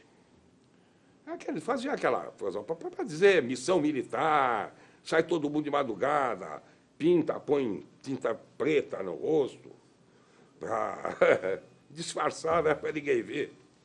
E me levaram para Fortaleza do Itaipu. Aí, quando chegou lá, encontro o Esmeraldo, né? Ele também, o Esmeraldo foi preso do mesmo jeito e tal.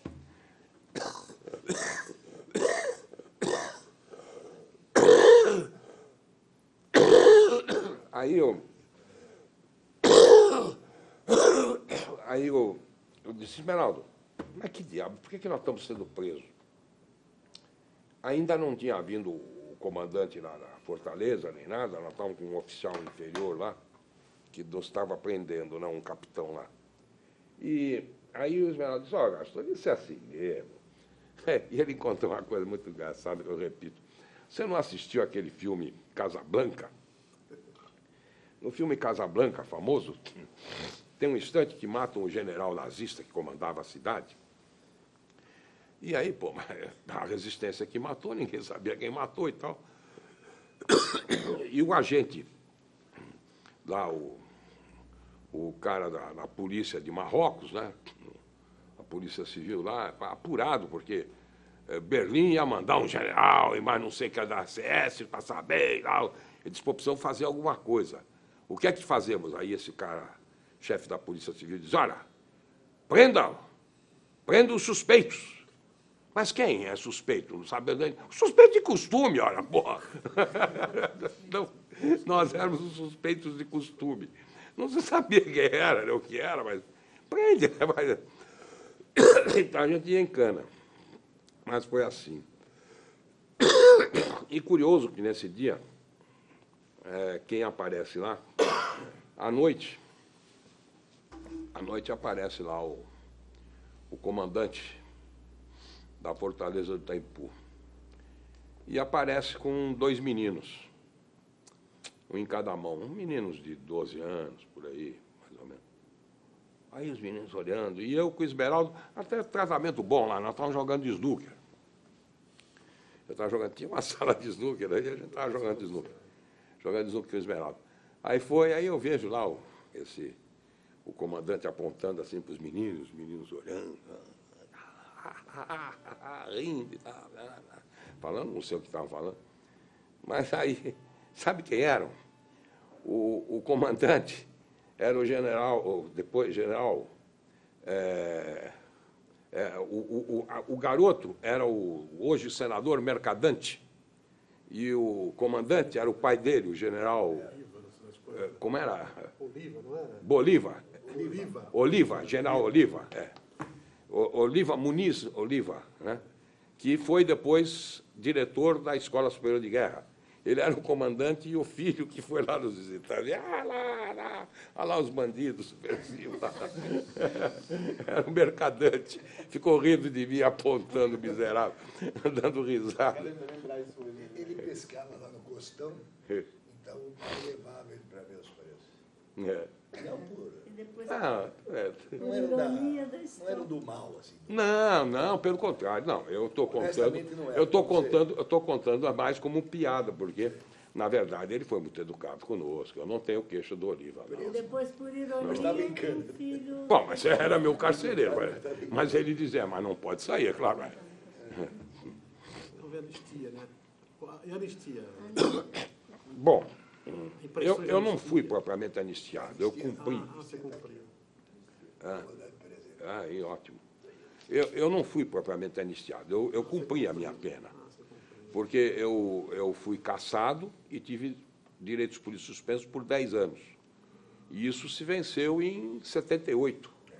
30 de dezembro, 31 de dezembro, não sei, por aí, 78. E a anistia vem em 79, eu já estava com direitos políticos. Só que eu não pude ser candidato, eu só pude ser candidato em 82, porque a eleição tinha se dado em outubro de 78. E eu só pude ser candidato em 82. E diga-se de passagem, a gloriosa República Nova, ela premiou todos os punidos pela Revolução. Os dirigentes sindicais, por exemplo, que eram dirigentes sindical, estavam lá um ano, perderam o mandato, tiraram, porque eles eram eleitos por 2 anos, numa chapa de 20 e tal. Esses caras não só ganharam direito a toda a remuneração, desde aquela época até hoje, como vão ganhar até o fim da vida. Mas os políticos não ganharam isso, não. Ganharam a contagem do tempo de serviço que teriam ficado caçados para contar para efeito de aposentadoria. Só que, veja, eu fui caçado, essa lei tem 8 anos. Só que o pessoal do PT teve, mas os outros, como eu, nada. Tem um cara aí que perdeu a perna, nem sei quem é, aí com ela. O Vecchio. Esse também está aí a ver navios, pô. Bom, mas o negócio do Muniz, só para dizer do Muniz Oliva, eu quero dizer que ele sempre foi um gentleman. Realmente um homem de direita, mas não só de um homem educado, mas um jeito que eu acredito, quer dizer, um procedimento civilizado, sabe? Não é uma figura cretina, como muitas vezes o Erasmo. Até que o Erasmo hoje não, me trata muito bem, aquela coisa, mas isso também, mas na época era um cavalo, né? Na época era um cavalo. Agora, o Oliva não, o Oliva sempre foi muito educado. A partir de 82, a bandeira já era outra, né? Era outra. Aí todo mundo queria o bom mocismo, né? Porque aí você sabe. Primeiro porque não existia mais inspiração de direita. Qual é a inspiração de direita possível nos anos 80? Não é? Você não tinha mais nazifascismo, não é? E logo em seguida não tinha nem mais a ditadura socialista de esquerda, pô. Quer dizer, então realmente não tinha nenhum apelo, né? O apelo era ser liberal, era ser democrata, né? Esse era o grande apelo. Então todo mundo procurava ser o máximo possível bonzinho. E foi nessa coisa de ser bonzinho que nós entramos na Constituinte, isso é que é importante. Eu estava contando para eles, Augusto, que, curiosamente, a primeira emenda convocando a Constituinte é de minha autoria. Está aqui. Eu até trouxe para ele a primeira emenda, que foi a copiada, porque o Sarney, eu apoiava o Sarney. O Sarney, o Saulo Ramos, era contra a convocação de Constituinte. Inclusive, deu um pau em mim na Folha e tal. Depois ele mudou, e aí ele diz hoje que ele é a favor. Mas não é, ele era contra. E o Sarney era contra a Constituinte, porque podia reduzir poderes para ele, evidente. Mas acabou concordando que não tinha jeito, tinha que se fazer. Olha, não podia se viver com aquele estatuto político ditatorial, a gente querendo um Estado de Direito. Era impossível, era incomportável. Então, ele acabou aceitando e ele copiou a minha emenda e juntou a minha emenda, e foi essa que foi votada, a emenda dele junto com a minha que era de 84, acho que eu entreguei aí um dos dois únicos originais que sobraram dessa minha emenda que eu trouxe da Câmara para você. E essa emenda foi votada convocando a Constituinte. Mas aí o que é que aconteceu? Uma coisa interessante. Essa Constituinte se deu, é um azar que o Brasil muitas vezes tem, se deu num momento histórico internacional que nos foi desfavorável, porque ela se ultimou em 5 de outubro de 88. Um ano depois, em 89, cai o Muro de Berlim. Então, veja, naquele instante, era um instante, digamos assim, de agonia e de luta de sobrevivência de um mundo socialista, comunista, que já se esfacelava. Mas isso repercutiu na nossa Constituição. Acabamos tendo uma Constituição antagônica, com forças que beligeraram, quando daí a um ano podiam ter encontrado um caminho comum. Pode ser um caminho mais social, menos social, isso é outro problema. Mas afastava o litígio pelo poder concentrado em termos doutrinários, entendeu? Então a Constituição ficou assim, toda mambebe, rapaz. De um lado é liberal, econômica, do outro socializa. E burramente, porque também as esquerdas radicalizavam. Então, o que acontece? Vem o sujeito e diz assim, saúde, direito de todos, dever do Estado. Quando você diz isso, e o socialista exigia que fosse assim, eu tentei sustentar, dizer isso é burrice. Se você dizer que é direito de todos, está certo. Mas dizer que é dever do Estado, você está limitando, ou seja, não é dever da empresa, não é dever da família, não é dever da sociedade, é dever do Estado. Como é que um socialista carrega para cima do Estado um ônus desse tipo, total? Então, você compreende? Veja que paradoxo. A própria esquerda, ao querer se defender, porque ela estava num processo de de agonia, esse processo agônico de luta, de sobrevivência, já caindo, se despedaçando, ela começou a defender princípios que se inocularam na nossa Constituição e criaram paradoxos. Nós temos aí uma Constituição completamente contraditória. Por exemplo, a nossa Constituição era para ser parlamentarista. Todo mundo era parlamentarista, não era, Dom Bosco? O Ulisses era parlamentarista, Fernando Henrique era parlamentarista, Mário Covas era parlamentarista, Zé Serra era parlamentarista. Lula parlamentarista. Lula parlamentarista, o Sarney parlamentarista, todos nós parlamentaristas. Pô, sabe o que acabou dando? Presidencialismo, pô. Por que deu? Por causa de essa besteira da esquerda, do golpismo. Porque olha o que aconteceu. O Sarney tinha um mandato de 6 anos, que tinha sido eleito com o Tancredo, era 6 anos. Vamos fazer a Constituinte. A regra geral é você respeitar o direito adquirido e cumprir. Muito bem. Mas, mesmo assim, o Sarney acertou, então vamos reduzir para 5, que aí fica igual para todo mundo. Tá? Mas aí vem, eles querem dizer, não, vamos reduzir para 4. 5 não, ele vai ter 4. Todos vão ter 5. Ele era para ter 6, mas ele vai ter 4. Diz, não, as 4 não dá. E veja bem como era incongruente. Se fosse 4, a eleição tinha que se dar no dia 3 de outubro. A Constituinte só foi aprovada no dia 5 de outubro. Como é que eu ia poder dar ao Sarney 4 anos?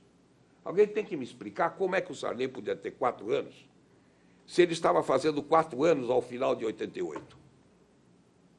Como é que era possível ele ter 4 anos? Você precisa pelo menos 1 ano para fazer a eleição.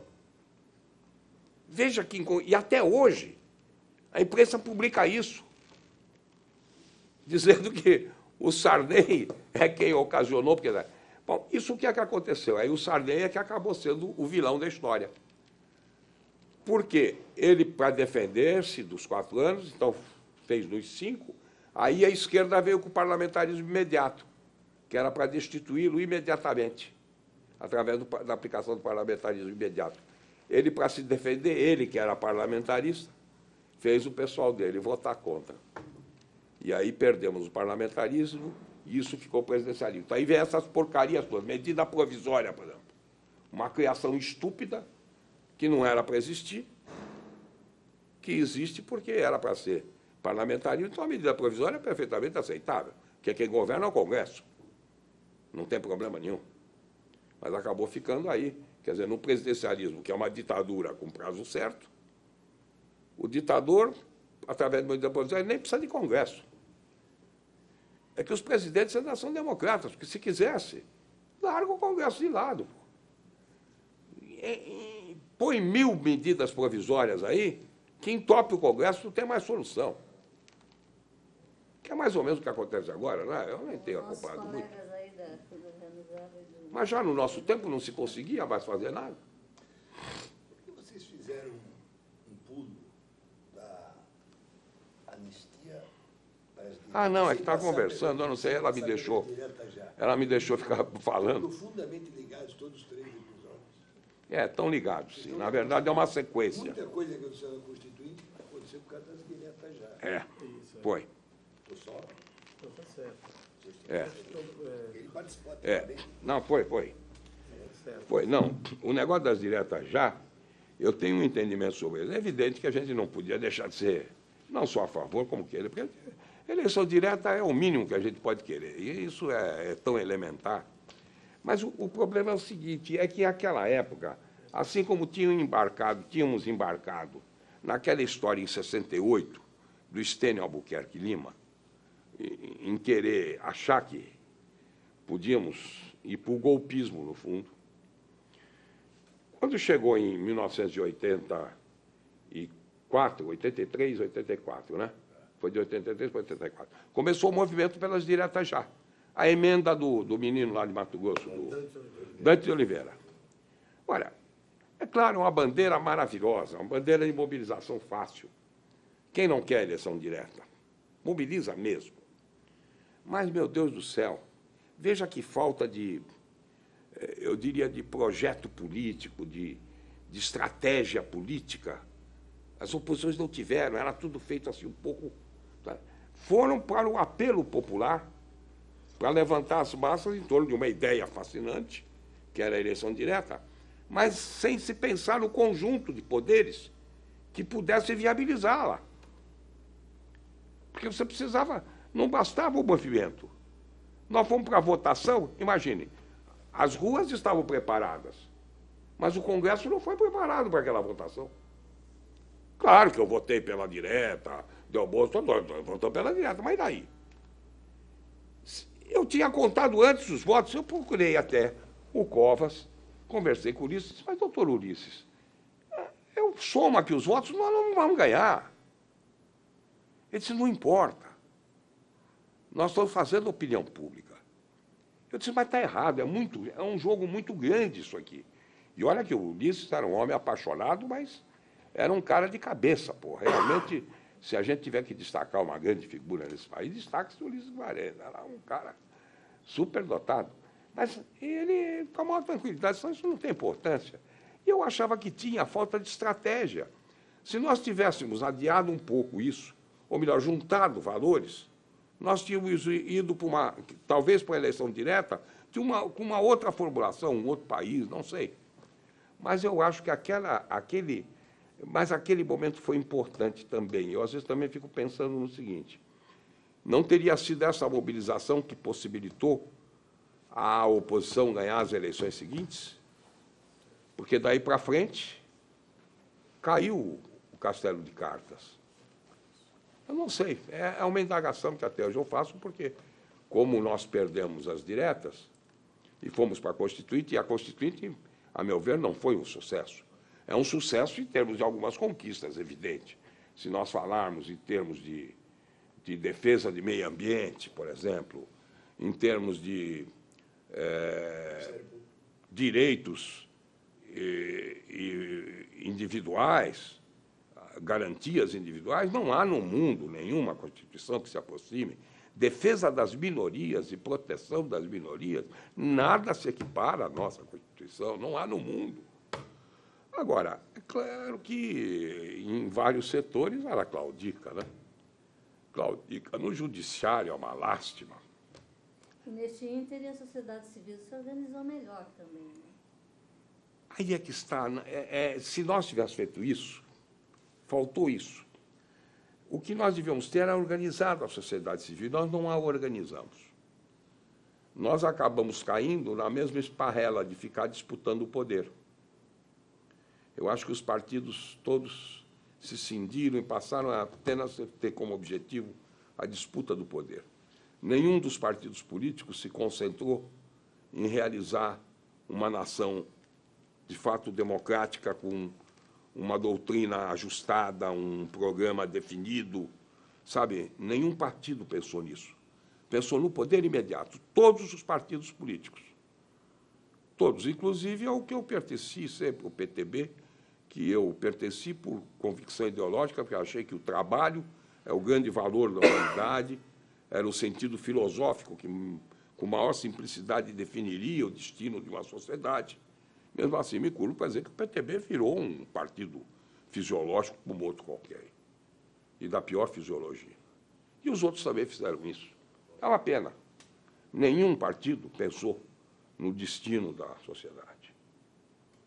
Nenhum. Muito menos ainda o PT, que está aí esse desastre, né, que nós assistimos.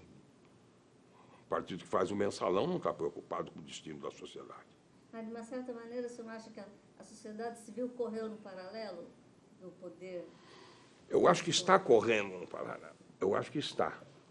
Curiosamente, ela vai. Muito distantes, né? É difícil, ela leva tempo. Não dá para medir em tempo 5 anos, 10 anos, 20 anos. Mas que ela tenta se ajustar, tenta.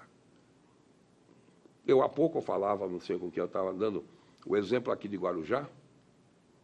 Que lição brutal que aquele povo deu no Faride. O castigo do mensalinho, não houve uma palavra, não houve uma reclamação lá, não houve nada. Campanha silenciosa, o poder todo do Faride elegendo aquela mulher dele. Deputado estadual, ele contando com tudo, foi derrotado em primeiro turno. Sabe, eu acho que o povo vem reagindo. Vem buscando os seus próprios caminhos. Agora, o ruim é que ele vem substituindo uma classe que devia estar fazendo essa pulsão? Que era a classe política. Por que é que existe a classe política? Por que existe a ciência política? Por que a arte política? Exatamente para realizar, para traçar esses caminhos. Então, é isso que não vejo acontecer. O objetivo está sendo só o poder, e só o poder não pode ser o objetivo da política. Deputado, fala um pouco da era Collor. Era Collor. Talvez, olha, tenha até a ver com tudo isso que nós estamos falando.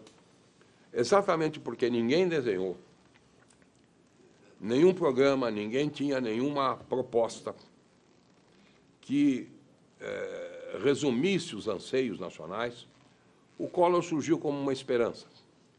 O seu discurso novo, diferente, de abertura, globalização, integração do país ao mundo moderno, ao primeiro mundo, realmente criou a esperança de podermos mudar o establishment, fazermos uma transformação. Porque eu não acredito em revolução. As revoluções foram todas sempre retrógradas. Todas as revoluções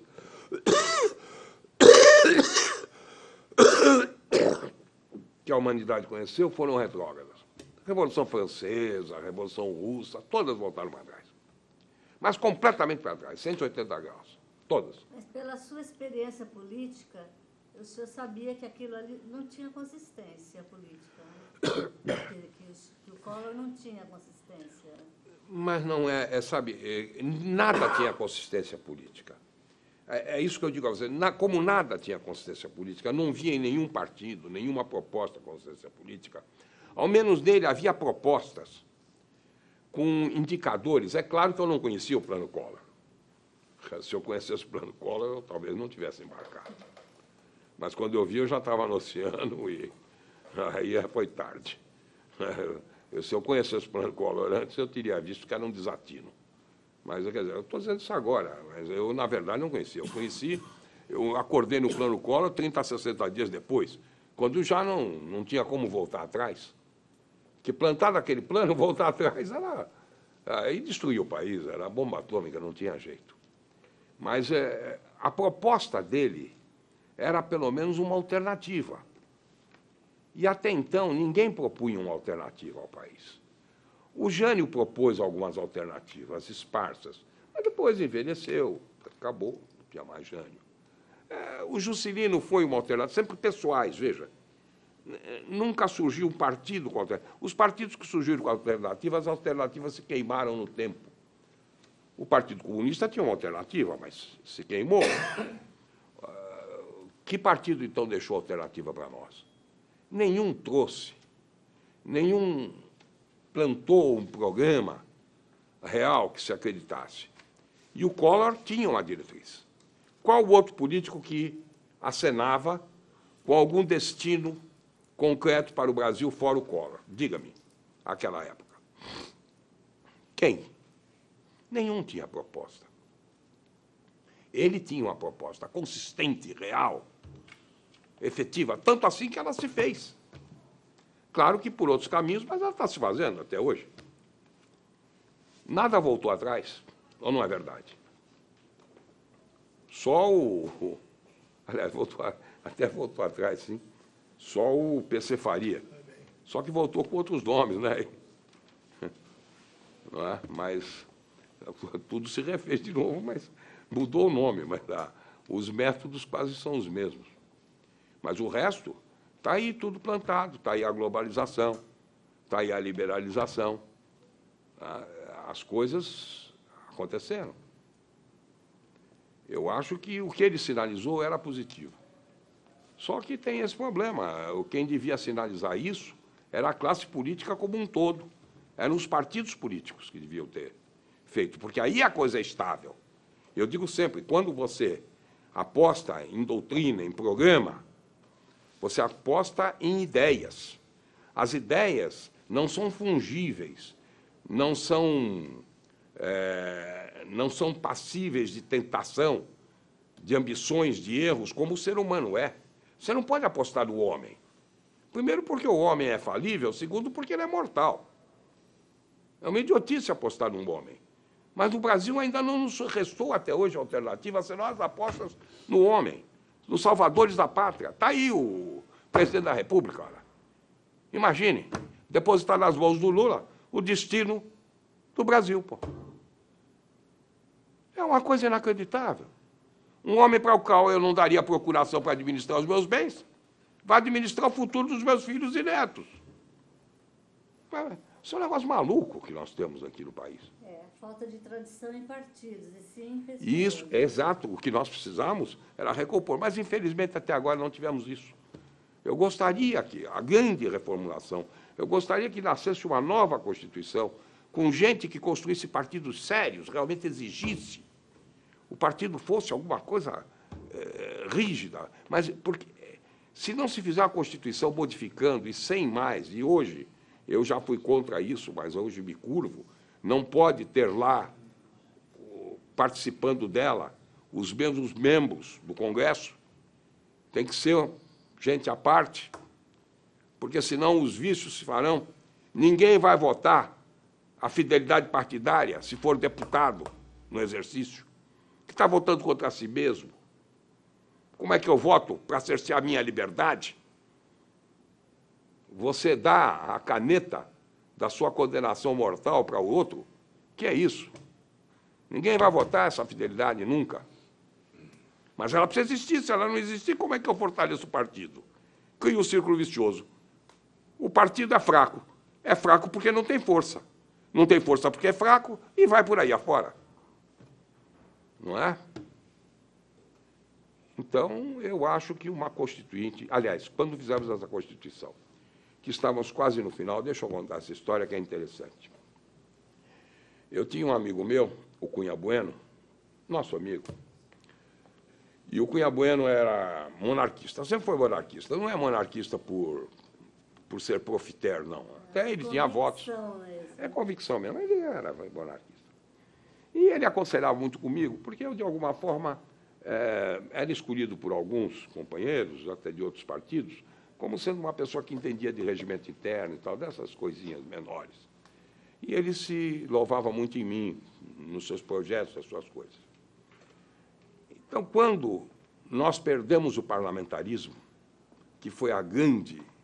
Eu acho que essa foi a grande derrota, porque, por via do parlamentarismo, você corrige o que quiser.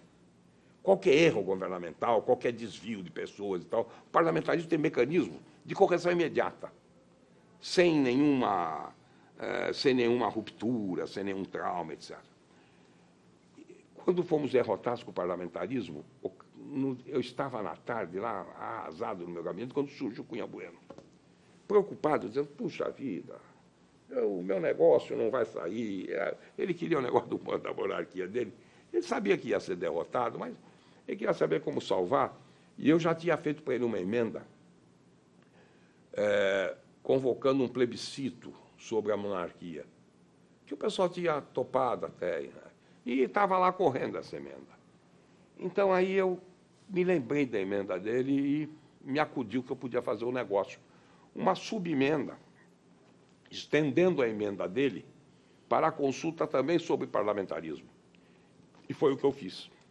Eu fiz uma subemenda, e a emenda dele fazia a consulta do plebiscito, se o povo queria parlamentarismo, se o povo queria monarquia ou república. E eu perguntava mais se queria parlamentarismo ou presidencialismo. E consegui, a subemenda foi e passou. Mas, infelizmente, é claro, você vai perguntar para o povo se quer votar em deputado mandando, ou se quer votar diretamente no presidente, ele vota no presidente. Não adiantou. O plebiscito foi para o brejo. Queria saber agora do senhor um pouco do seu envolvimento, né? Eu sei que o senhor teve uma atuação muito importante no momento de autonomia do município de Santos. Foi. Esse movimento foi um movimento grande, realmente envolveu todos nós. Aí já o Del Bosco também pode me ajudar na memória.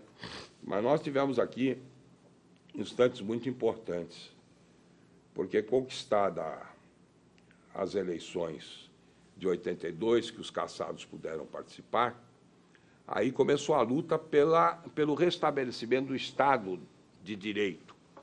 Porque o que havia sido deixado aqui pela ditadura eram os escombros de um Estado fascista. Era uma Constituição que se dizia a Constituição de 67, mas, na verdade, era uma emenda ditatorial de 69, imposta pelos militares ao Congresso em 1969. E ela tinha coisas como, por exemplo, áreas de segurança nacional, que, ao alvedrio da Presidência da República, do Ministério, dos Ministérios Militares, Estado-Maior e tal, eles declaravam áreas de segurança nacional. E nessas áreas não podia haver eleições, não havia autonomia. A nomeação era feita pelo governador, ou, no caso dos estados, pelo governador, e sempre com a aprovação do presidente da República e tal. E Santos era uma delas. Santos, São Sebastião, Cubatão aqui. Não é? Depois, Paulínia. Por causa da refinaria e as capitais. E as instâncias hidrominerais. Instâncias hidrominerais também. As instâncias hidrominerais tinham entrado, na verdade, como enfeite de bolo. Porque o que eles queriam mesmo eram as áreas de segurança nacional, que eram os portos, refinarias, os centros estratégicos militares, né? E as capitais, porque é evidente, as capitais é que interessavam. Esse era um dos pontos, quer dizer, a Constituição estava minada de dispositivos totalitários, mas esse era um dos pontos maiores. E isso apanhava Santos na cabeça, não tinha nem jeito, né? E até porque, como eu contei a história, os militares focalizaram em Santos como a grande capital vermelha do país, né? Então, aqui é que era o foco, né? E nós precisamos recuperar a autonomia de Santos. Também recuperar a autonomia de qualquer cidade. Eu apresentei logo depois de eleito, apresentei os projetos de lei restabelecendo a autonomia para Santos, para Cubatão, para São Sebastião e para, como é lá em Campinas, Paulínia. E uma emenda constitucional que eu fiz para restabelecerem as autonomias nas capitais. Aí, com muita ajuda do Jânio, que recrutou muita gente, porque o Jânio tinha muito interesse. Nessa altura, nós tínhamos perdido a eleição para governador do Estado, porque havia um dos dispositivos ditatoriais, é que as eleições tinham que ter vinculação de voto, imaginem vocês. Quem votasse para vereador num partido tinha que votar para prefeito no mesmo partido, para deputado estadual no mesmo partido, deputado federal no mesmo partido, senador no mesmo partido, governador no mesmo partido. Então, se não votasse, estava anulado o voto. E o Jânio tinha perdido a eleição aí, porque tomou uma surra. Para nós foi bom. Para você foi, para mim... Foi do Montoro. Foi, claro, o Montoro fez. Senão o Montoro perdia aquela eleição, hein? Arrastou. Ele arrastou muita gente por causa disso, porque o PMDB realmente estava montado em todos os lugares. Bom, mas esse é um dos dispositivos que havia, né? Mas nós precisamos romper isso aí. E o meu partido, o PTB, era a Ivete Vargas que conduzia o PTB, e a Ivete Vargas era muito amiga do Golbery, que era um cabeça lá do governo, junto ao Costa Silva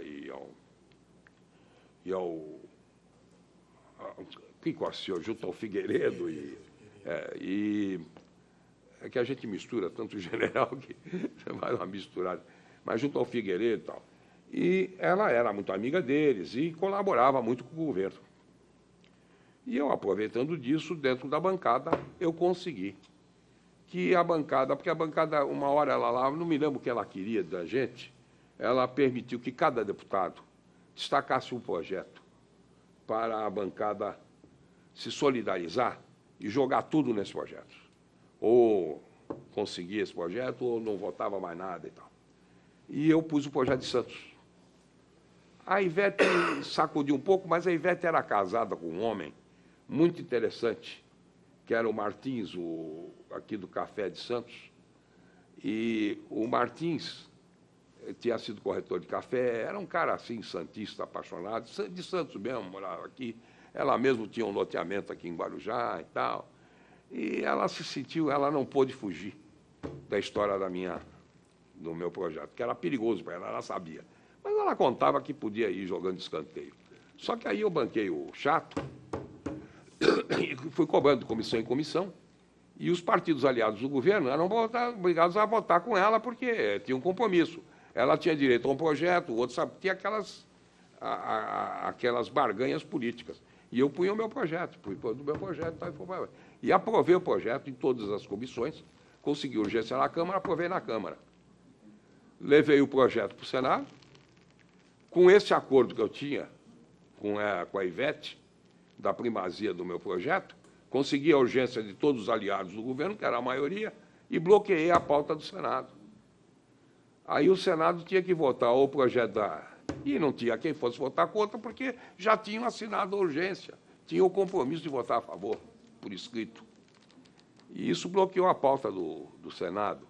Aí deu piripipaque lá no Figueiredo, que foi para Cleveland, e quem assumiu foi que era meu amigo, era uma grande figura, e que me chamou lá para a gente resolver o problema, esse prefeito de Santos, Paulo Barbosa, foi lá que ela, não, Getúlio, o Paulo Barbosa, como todo santista, é um cara meio diferenciado, né? Porque foi lá, ele tá esperto, malandro, né? O Paulo Barbosa é um homem do morro, não é besta. Sabia que que essa autonomia viria cedo ou tarde e ele não ia levar cacete por aí, não era bobo. Então, ele logo se plantou a favor e tal. E nós... Cita o Aureliano. Aureliano Chaves, E o Aureliano Chaves, que era o vice, tinha assumido, era nosso amigo, e ele me chamou em palácio e disse, olha, Gastão, eu estou aqui com esse problema. O Senado não podia votar mais matéria nenhuma, estava bloqueada a pauta do Senado, porque o meu projeto com urgência urgentíssima, na época, pelo regimento interno do Senado, quando tivesse urgência urgentíssima, o projeto que tinha urgência urgentíssima votada, bloqueava a pauta. Se não votasse esse projeto, não podia votar mais nenhum outro. E o meu tinha chegado lá e bloqueou a pauta.